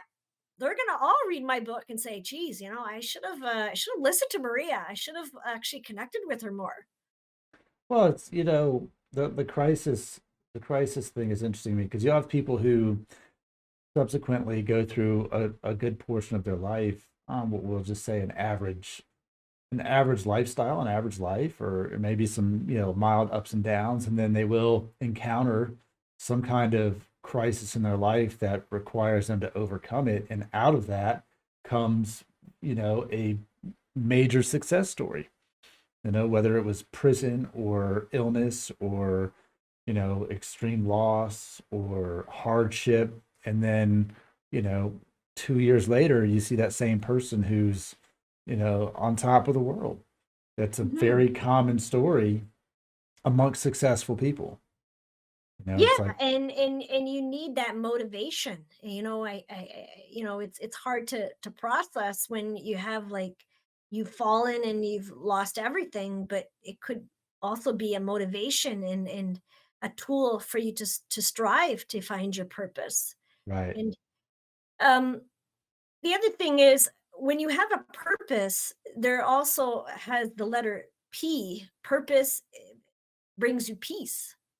So Albert Einstein taught me a lot about words, and he was saying that words, each letter of a word actually defines the word. And for to find your purpose is to find your peace as well. Yeah. That's hard. That's hard to it's hard to envision that when you're at the bottom, like how do you embrace that and just Yeah. be okay with it? And some of the inspirational things that I listen to and that have Mhm. made an impact on mine is obviously being get comfortable being uncomfortable. That's one of them, Yes, and and become at so peace with that. and Vigil wants to add, like, what do you do when you are hit rock bottom? Um, Well, that so depends. he has a solution. You should just talk out loud. Talk to the universe. Talk to your valley of angels. Say, "Hey, listen, I need help. Can you send me someone?" And explain, just like it's like a therapy session. People think that they are alone. When people ask me, "How am I doing?" You know what I say to them? "We are fine." They look at me like I am from outer space. Who's we? And I'm like, and I say to them, well, we have fairies, we have spirits around us, we have our angels around us. We are a team. You're not alone. We are a team.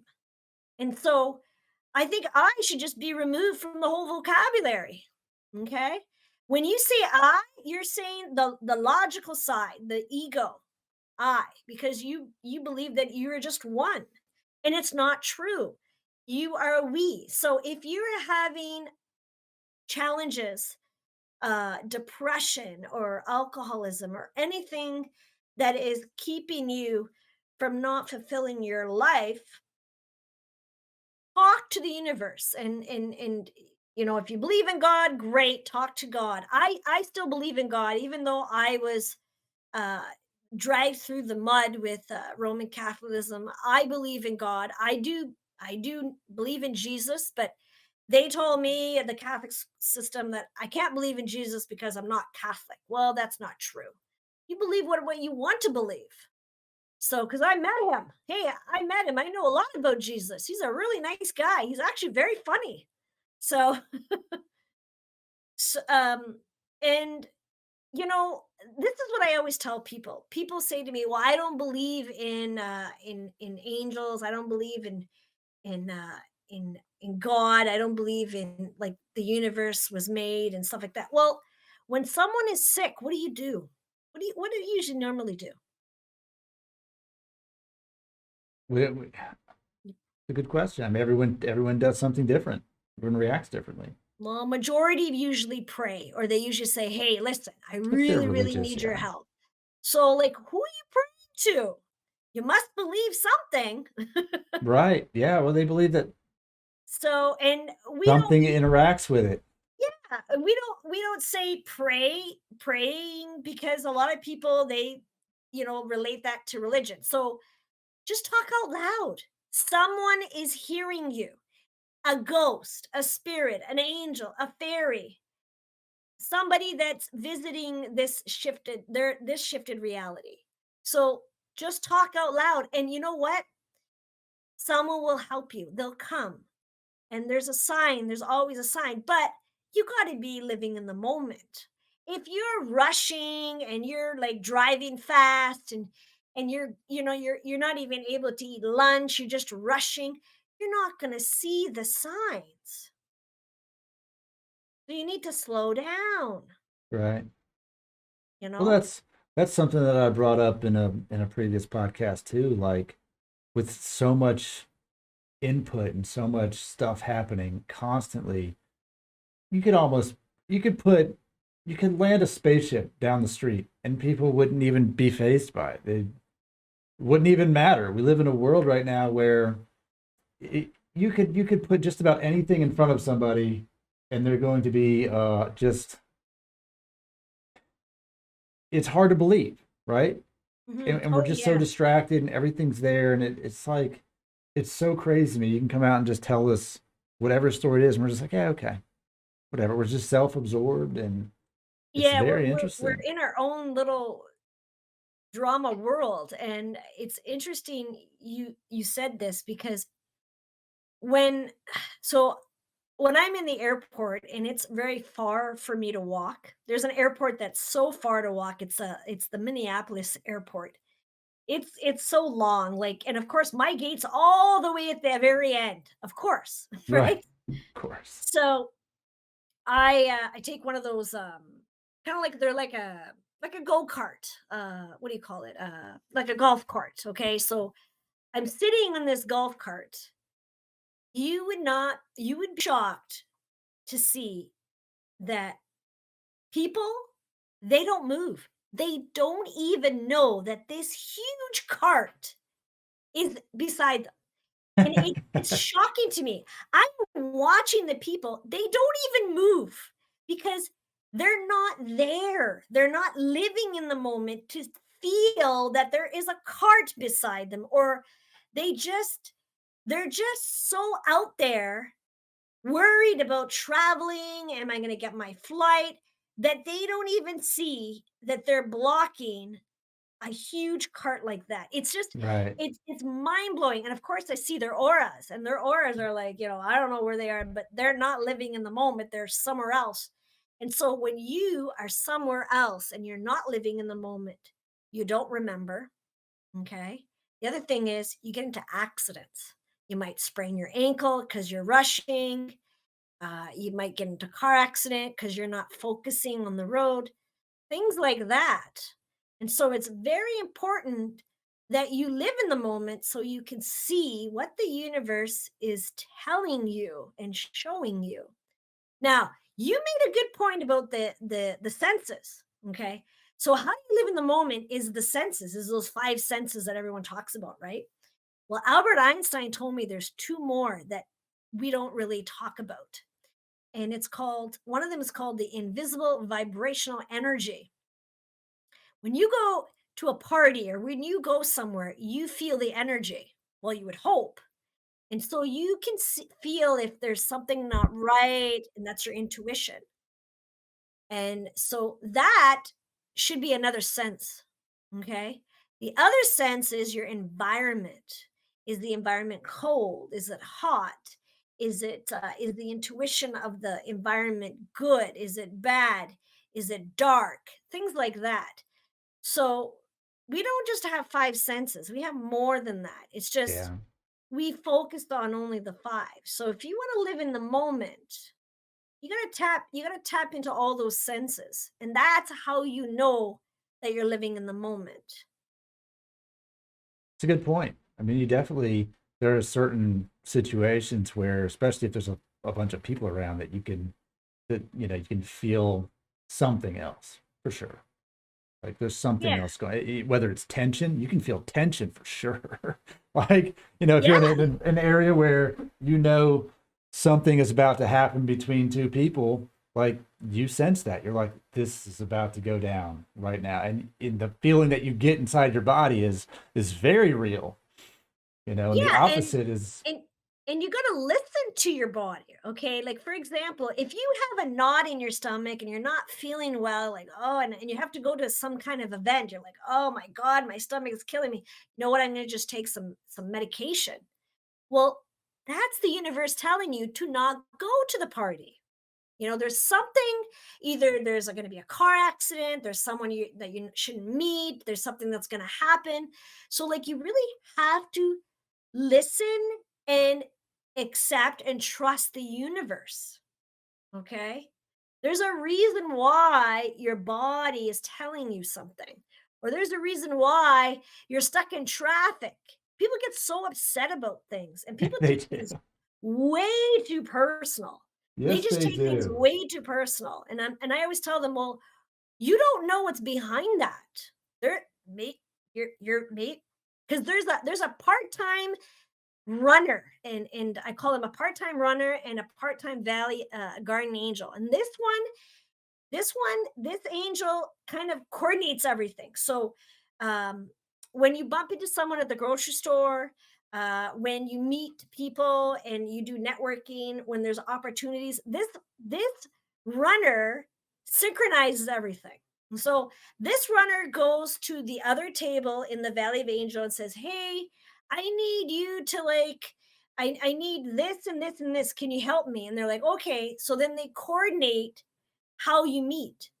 It's just like when you think of someone, and then like 2 days later, you're like, "Oh, I was just thinking about you."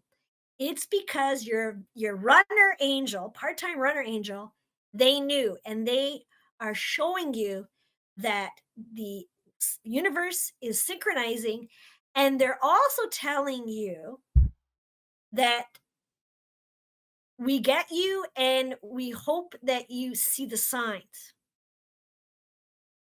So, Interesting. yeah. Yeah, this is my everyday life. Analyzing everything around you. Oh, yeah, yeah. Yeah, for me, I cope with it differently. Like sometimes I wake up and I just have the stress of the world on me, and I for me everything hits me at one time. All the things that I have to do, all the bills that I have to pay, all of the responsibilities, just like the dam breaks, and I wake up and I'm just like, not today. And for me, my response is usually lay there and just close my eyes and just slow it all down and try to compartmentalize it and work my way through that. And sometimes it takes talking about it. Sometimes it takes listening to someone else who's been through it. Whether I listen to a audio recording or a video of something that reminds you, like, you're gonna be all right. You're gonna be Yeah. okay. You're gonna be all right, and you're not alone, and you're not. So, can we give you a little bit of advice? Sure, absolutely. So, meditating is really good because it brings you back to the source, back to your soul. So, and people say to me like, "Oh, I don't like to meditate. I get lost, or I don't focus." That's okay. Just laying there and listening to some soft music, even water crashing on the rocks, and also just breathing. And talk to the universe. Just talk to your Valley of Angel, finance angel, and ask him to help you. um, the other thing is you're not alone. So what you're doing is you're trying to connect with other people who have the same um, issues, and see how they're doing. And with money, Fidel always tells me you can always replace. It goes, it comes, it goes, but time you can't. Time, Right. you can't replace time. You cannot. It is I've definitely have a different outlook on a lot of things in the last couple years. I mean, I was with my ex-wife. We were together for 12 years. We have two kids, and at the end of the marriage, it was what it was. It's not like we hated each other. It was just, our marriage was just okay. We weren't really happy, weren't really sad. And in the end of it all, I've experienced a lot of sadness over that. And coming out of it, I've worked for myself for the last almost 20 years. And in the business I was in, I spent 18 hours a day. Sometimes I'd sleep there. And I realized one day, I remember the moment that it hit me, is that, I build things for other people. That's what I did. And other people got to enjoy my labor and my time, right? The outcome of it. And I remember when that hurricane went through Texas, probably about 6 years ago, maybe 5 years ago, and it just devastated Texas. And then right after that, it went through Florida, devastated Florida in the Caribbean. And I remember watching it on TV, thinking to myself, like, someone is calling me right now, and they're upset because they don't have a fender on their motorcycle. That's Mhm. their existential crisis right now. Yeah. Why isn't it done? And I'm looking at the TV going, this doesn't matter at all. None of this matters. What I'm doing right now is so irrelevant to life. And the people that I'm looking at on TV that are clinging to the roof of their house as everything's floating away and they're trying not to die, that's happening live on TV. And this dude's complaining to me that he can't ride his motorcycle on a Saturday because it might be sunny. And I just thought to myself, like, this is not what it's about. And I went home and I looked at my kids and realized that I didn't even know them. I spent I'm home every day, but I see them for an hour a day, maybe. And that I have traded a large amount of my life for what? I'm not getting that back. I'm not going to get to see them experience the things they experienced. And it affected me a lot. And I immediately made a change. I said, I'm not doing this. I'm going to go home. I'm going to, whatever it is can wait. And they can be mad. It's fine. They'll get over it, or they won't. I don't care, because my life is worth more than that to me.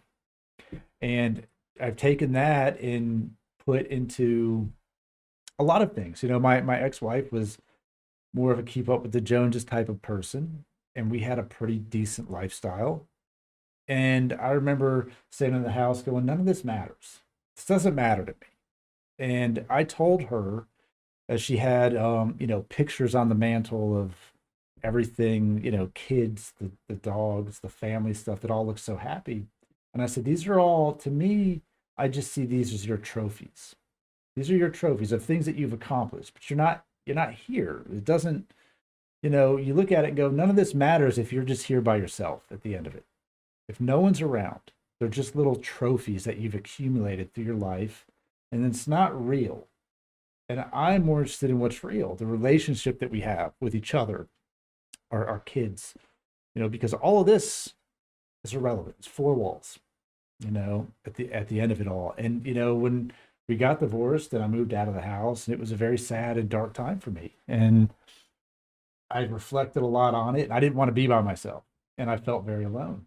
And so I just leave. The house that I rented. I rented a big house with more space than I needed, and I didn't want to be there. I went downtown and I started doing open mics.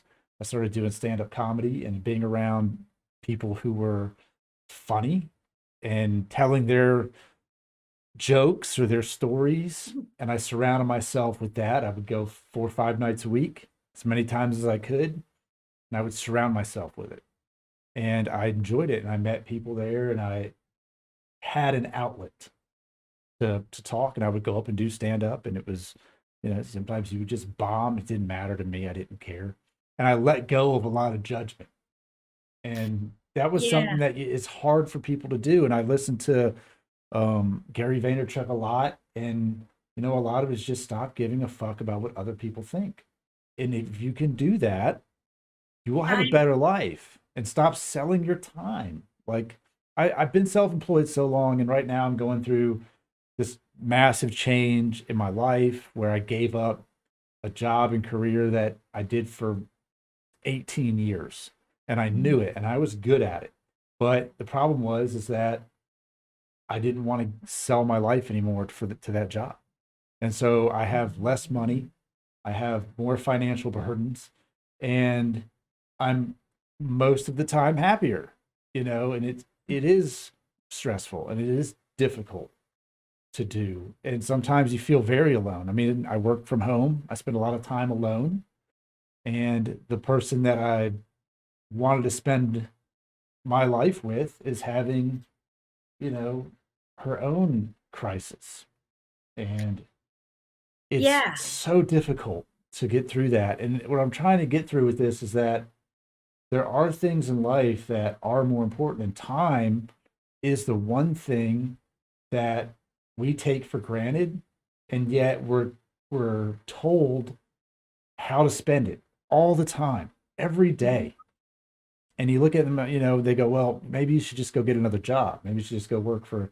I said, I will not sell my life for $10 an hour, $15 an hour. It's not worth it to me. Like, I've been down this road, and it's sad that a lot of people do. They sell their life, and you don't get it back. And Gary Vee had a quote that it was in a video he had where he was sitting outside on a bench in New York City, and he said, he goes, you're not coming back. You get one at bat, and people are walking around here like they're coming back, and you're not. Like, maybe you will. Maybe you'll come back in a different life. as a Mhm. different person with a different task. Yep. But you need to take advantage of the time that you have right now.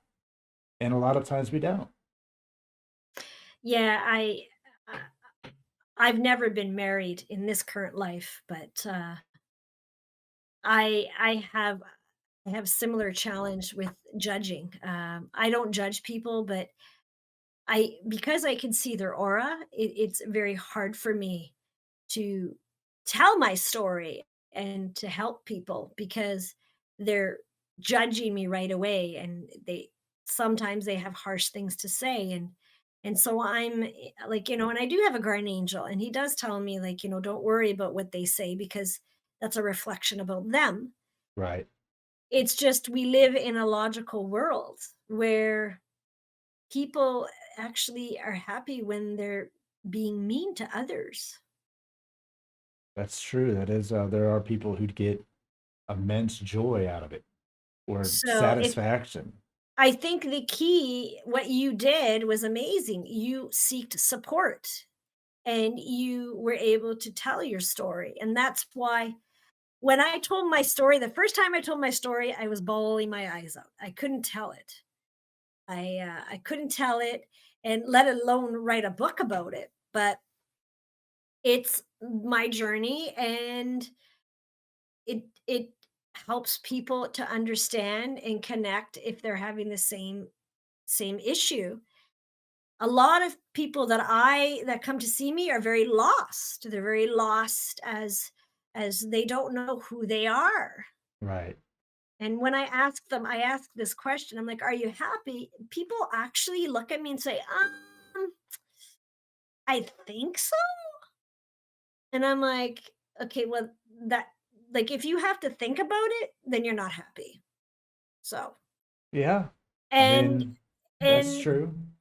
I can see that. with people and relationships, and my book Crisis of Spirit has a relationship part in the book. I'm going to send you a book so you can read it, okay? And it explains that again, you have to have balance, but you have to balance the relationship. So if one is changing and the other one's not, it's like oil and water. Yeah, and So that's it's a lot it's of what I'm like, going through right now even. yeah. Like, So and it's hard. I mean, she's in a different place than me, and she goes, "I don't know how you can be so certain of things with us," and I'm just not. I'm like, "When you are not here, it hurts my soul."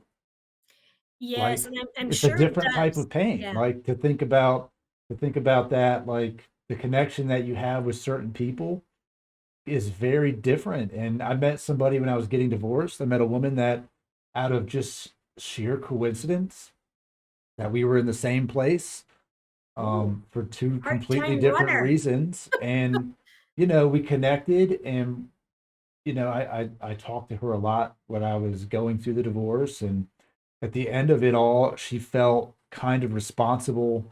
She felt a burden of responsibility that my marriage was ending. And it had nothing to do with her. It was over before she entered my life. But her burden throughout that, we talked for probably almost a year. And I said, I don't know why I met you, but I think that you were just here to get me through this stage of my life. Like, Mm. I know that you're not going to be here forever. And what your purpose was, I don't know, but we met for a reason and we connected for a reason. And she felt the need to leave for a reason and move on. And Yeah. So I think what that could be is one of your soul family members. So your soul family members will come in your life when you are going through difficult times, and your book of life, the angel, she releases certain people and coordinates with the part-time runner angel, that if there's certain parts of your life that are challenging, these people will come in your life. And your soul family knows all about you. They actually know more about you than themselves. Okay. And they will give you profound messages. They will listen.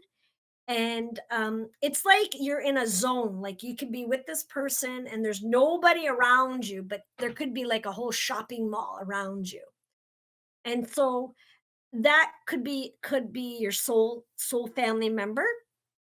The other thing it could be is an angel. I've met many angels that have are human, and then they just disappear after a certain amount of time.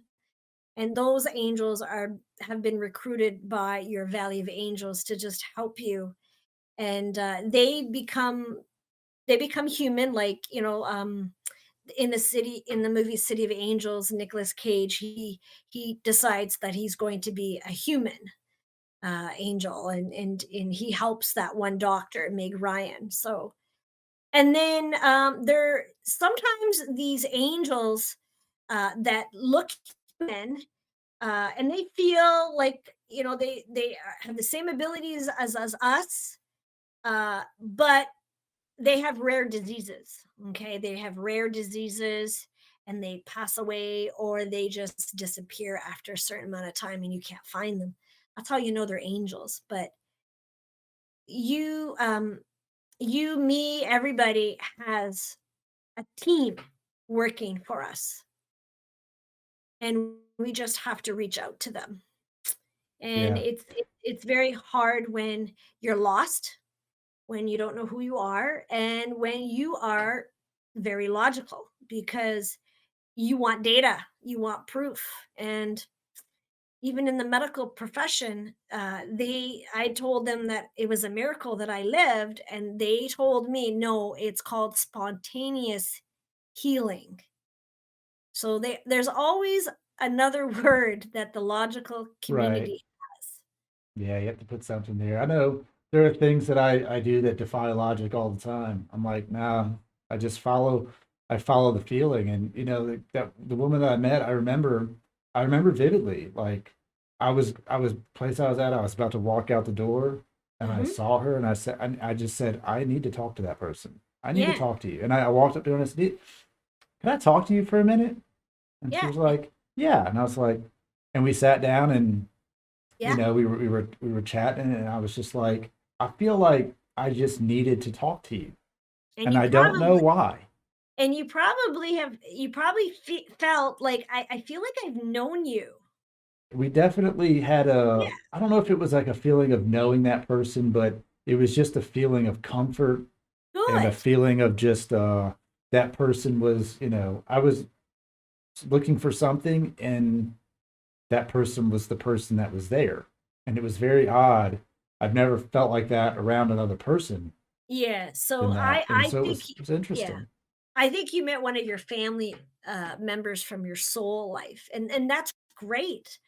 Um, I know a lot of soul family members, and I met some of them, and some have left, and that's fine.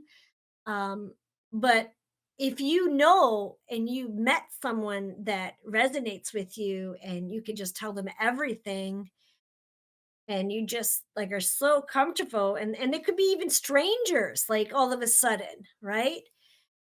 You should really keep them close and keep them in your life. You don't have to see them all the time. You can see them like once a year, or you can see them, like, it's like where whatever you ended the story, it's like you pick up. It's like you Right. just saw them like yesterday. Yeah. And it's important because your soul family knows a lot about you. They know your book of life, and you know their book of life. And so you can give them shit and then say, "Hey, do you want to go for lunch?" "Yeah, okay." Like, they get you.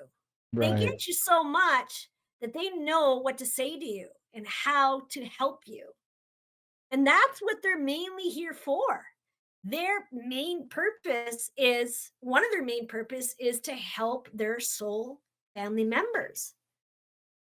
So Yeah, that's great that it's you funny you said had that that because experience. we lost touch for a while and then she was one of the first times I did any stand up or open mics. I went with her and it was a fun night and Mm. we hadn't talked for a while after I'd gotten divorced. Like I said, she didn't want to be around because she felt bad for me and for the Well, situation, which was what it yeah. was. And months later, I was driving down. to go to the first open mic that I ever went to, and she went with me, and I said, I'm just gonna call her. She's probably not even here. And I just called, and I left her a message. She called me back, and I said, I'm going down there. Crazy, but if you're in town, would you want to go? And she was like, yeah, okay. She's like, I leave tomorrow, but I'll go with you. And I was like, for real? Like, and we did. We connected and we went out and we had a fun night and stuff. And I took her to the airport the next morning and I never saw her again. It was she left. She left my life. Yeah, Um, and I'm pretty sure that was an angel. And they do that. They their purpose is to give you the message, to guide you, to support you, and then they'll go back to your valley of angels and they'll give them a report. And if they still need that person, they'll send them back down. But yeah, and yeah, so we're never alone. We are, even though you're in your house alone, you're not alone. How do you might be watching a movie, there might be like five spirits sitting at your on your couch, or an angel just sitting or laying right down beside you.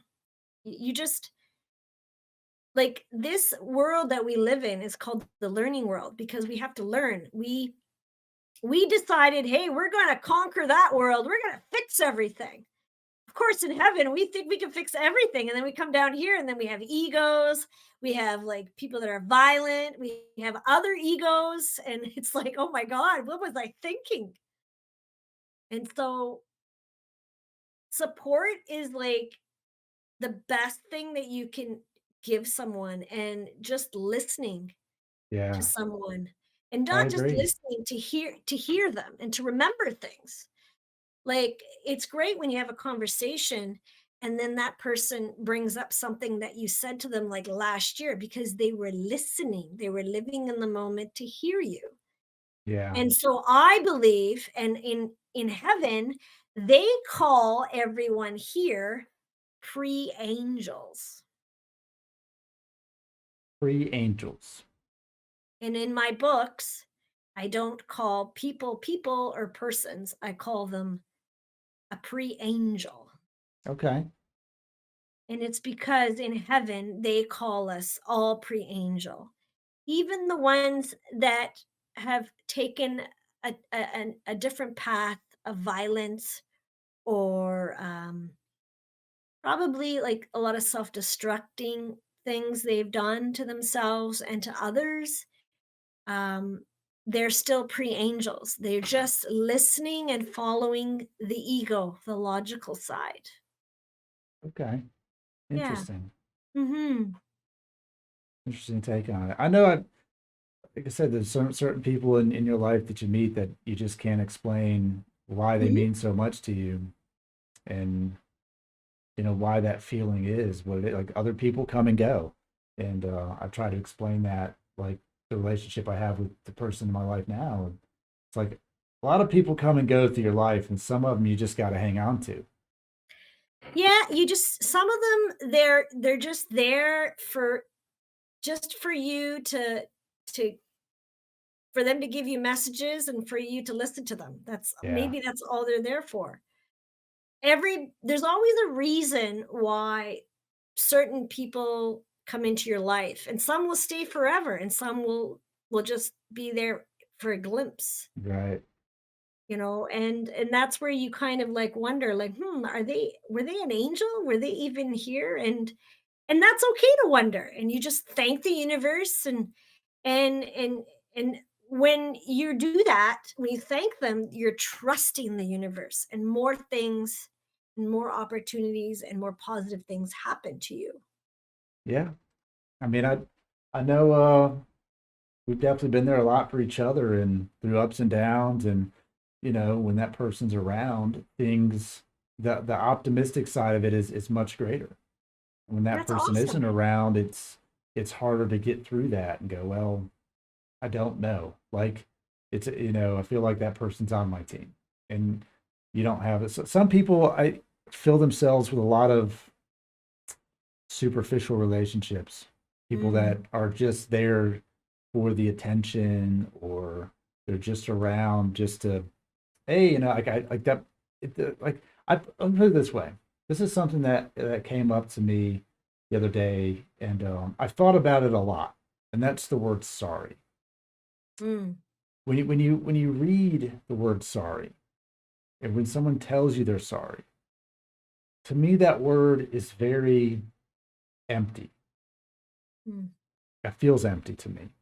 So when you see someone post something on social media, I'm sorry for this. I'm sorry this happened. Are they? I don't think they are. A lot of people just say it. It's just something we say.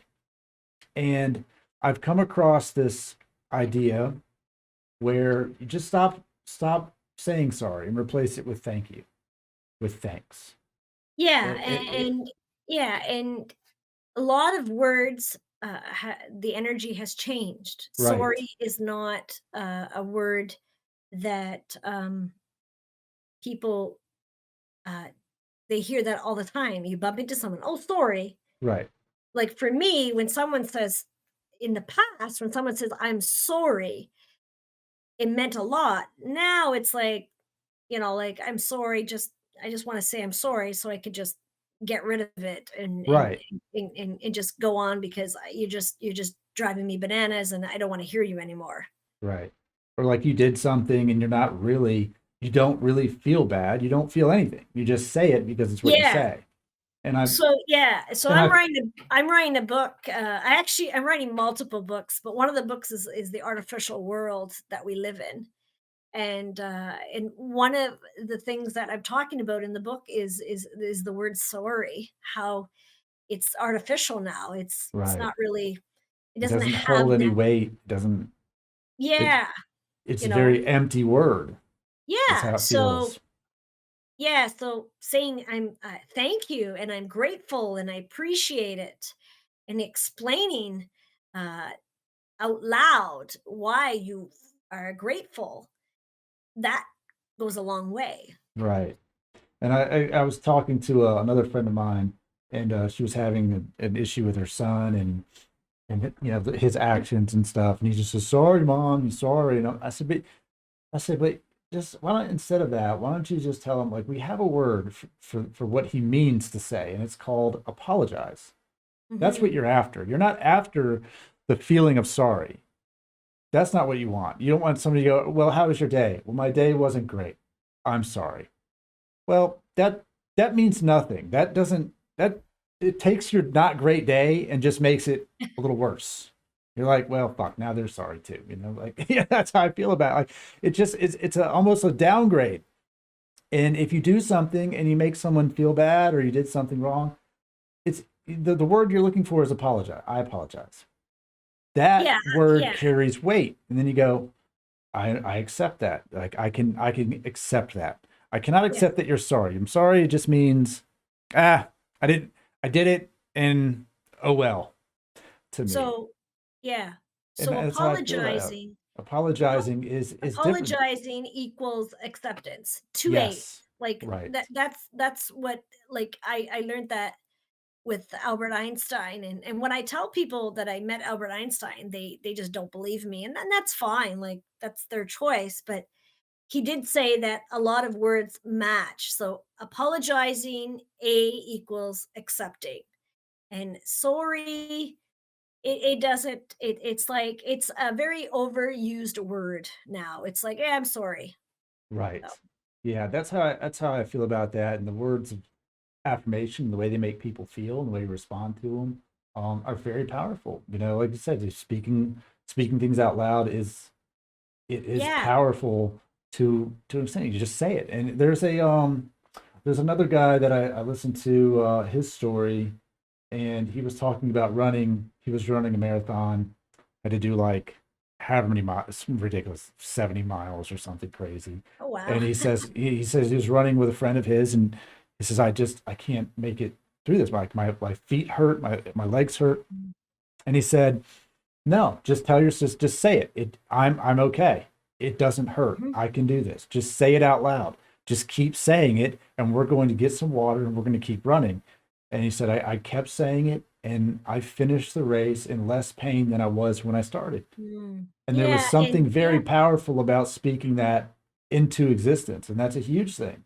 And maybe there's a, a lot of weight to what you're saying. When you say it out loud, that there are outside things that intervene, and certain things just happen to go your way. And if you constantly all you're doing is telling yourself that you can't do something, you can't overcome this, there's no way out, then you will box yourself in. It's hard to Yeah. pull somebody out of that state of depression. Yes, exactly. And I talk all the time out loud, even in the grocery store. And I'm at a point that I'm at a point that I don't really care because guess what? I know what I see. What do you see? You see Right. nothing. Well, hey, if you see nothing, then you're going to feel alone Yes. all the time. So, This is true. You will feel alone. And there's so many things that we figured out in our world, and so many things that seem so rudimentary that we can't even believe exist. mhm. Somehow I'm receiving data through the air from wherever you are that gives me this picture, and yet we don't believe that you could possibly see something walking around. I Yeah, can't see the data entering this machine, but it exists. it does. And like I say, why judge people for seeing what they're seeing or understanding what they're understanding? We're all different. So maybe just listening and having an open mind, that's how Yeah. we can understand them. Right. It's a No. very difficult concept for people, especially now for some reason to have an open mind. I Oh don't yeah, yeah. understand. I don't know why that is. People are being led down various paths of um sort of Yeah, well, divergence, and mhm. it's unfortunate when we live in a Well, world that could be so amazing. yeah, exactly. And like when I went to heaven, when I flatlined, I tell people this all the time. When you walk in there, there's no money. You have no money. Right. It's whatever you have on your back. That's it. That's it. And what you do have is guess what? Your memories. Okay. You have your memories, and that is time. And a lot of people, they don't understand that time is energy and energy is money. So like if you are working and trying to build an empire for somebody else, then you're giving your time that you could be building an empire for yourself. Right. That's very true. You And know, I feel like the newer generation is latching on to that yeah, they're concept. more open, They are and more open. they're more open. There's more retreats. There's more people that are because what's happening is when a lot of people have those midlife crisis, but we don't like logical world says that oh you're having a midlife crisis, but from a peace perspective, it's just all the crises that you haven't dealt with, and they're just finally just tumbling over. That's all it is. Right. And so they're going to the doctors, and the doctors say, "Oh, okay, you know what? You got to take this medication and you got to go to counseling." Okay, so then do that. It's like every 2 years, you got to take this medication because they got to change it because it's not working. It's not working because you can't solve the problem with a pill. One pill is not going to solve a billion people's problems. Right. It's impossible to have one pill that will fix all these problems. It's to do with the deep side. It's to do with why am I here? What is my purpose? What am I doing here? What time am I spending? That's what they start slowing down because in your 20s you're like, you're going to parties, you're doing everything. You're so fast. Everything is like fast, everything is fun. And then in your 30s, same thing, but then you finally start slowing down. Maybe you get married, you have kids, the kids leave the home, Yes. and then all of a sudden you're like, you know what? And then you're sitting at a house saying, okay, I don't even know who this guy is. And my Right. kids are not here. And all your life you've been taking care of other people. So I always say, be careful that you're not codependent. Because when you're codependent, that's when you lose yourself. So, Okay. yep. Well, we'll work on Oh, that yeah. one. That's another story. That's another story. Well, tell people where they can find your books and get in contact with you.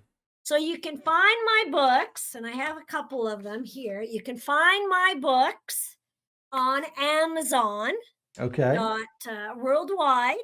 You can find them in some of the bookstores. If my website has some places where you can find them.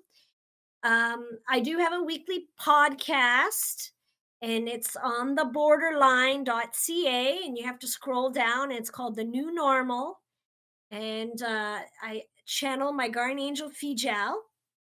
I also do Zoom or Google or video chats sessions for peace and conflict study. Peace and conflict. I can't see your aura online, so it really helps me. And of course, I can give you insight on the future and to do with your past lives. And I can give you a lot of guidance. So if you are having some challenges and you're lost and you just don't know where to go, I have the educational background because I have my honors in peace and conflict studies, and I also have the parapsychology, which is my experience that I've had, going to the other dimensions. So, and my website is fidgal.ca, fidgal.com, FIDGAL dot Okay. com. And you can even email me at fidgal@fidgal.com. All righty. So yeah, I'm available worldwide. Worldwide. This is The an peace amazing time to therapist be alive. Worldwide. Can now worldwide. reach people everywhere. I've reached some people across quite a few places that I've talked to that just stumble across them online and have long, interesting conversations that you're like, wow, that was insightful, or got Yeah. through a part of their life that was great. I mean, it's very interesting. It's a Well, crazy time to be alive. I hope the listeners and yourself learned something about the paranormal world, and also the world that we don't see, the Valley of Angels. Absolutely. And the Valley of Angels book will be coming out this year. This is 2022, and I'm going to be working on some cards, Valley of Angel cards. So Okay. it will be coming out too. And yeah, talk to the universe. They listen. They're I hearing you. I'm going to do that today. I could Good. use I could Good. use some of that today, especially. Awesome. So I appreciate you giving up some time to talk to me, and I hope people do enjoy the podcast and reach out to you or reach out to somebody, and I hope we can change some lives and maybe make the world a slightly better place, Yes, let's make it a better and a peaceful more place. peaceful. We could definitely Yeah. use some peace right now. That's for sure. Yes. Hmm. So thanks you for coming on. And if you guys like the video and subscribe to the channel, and definitely check out her podcast. And we'll see you guys next time. Peace.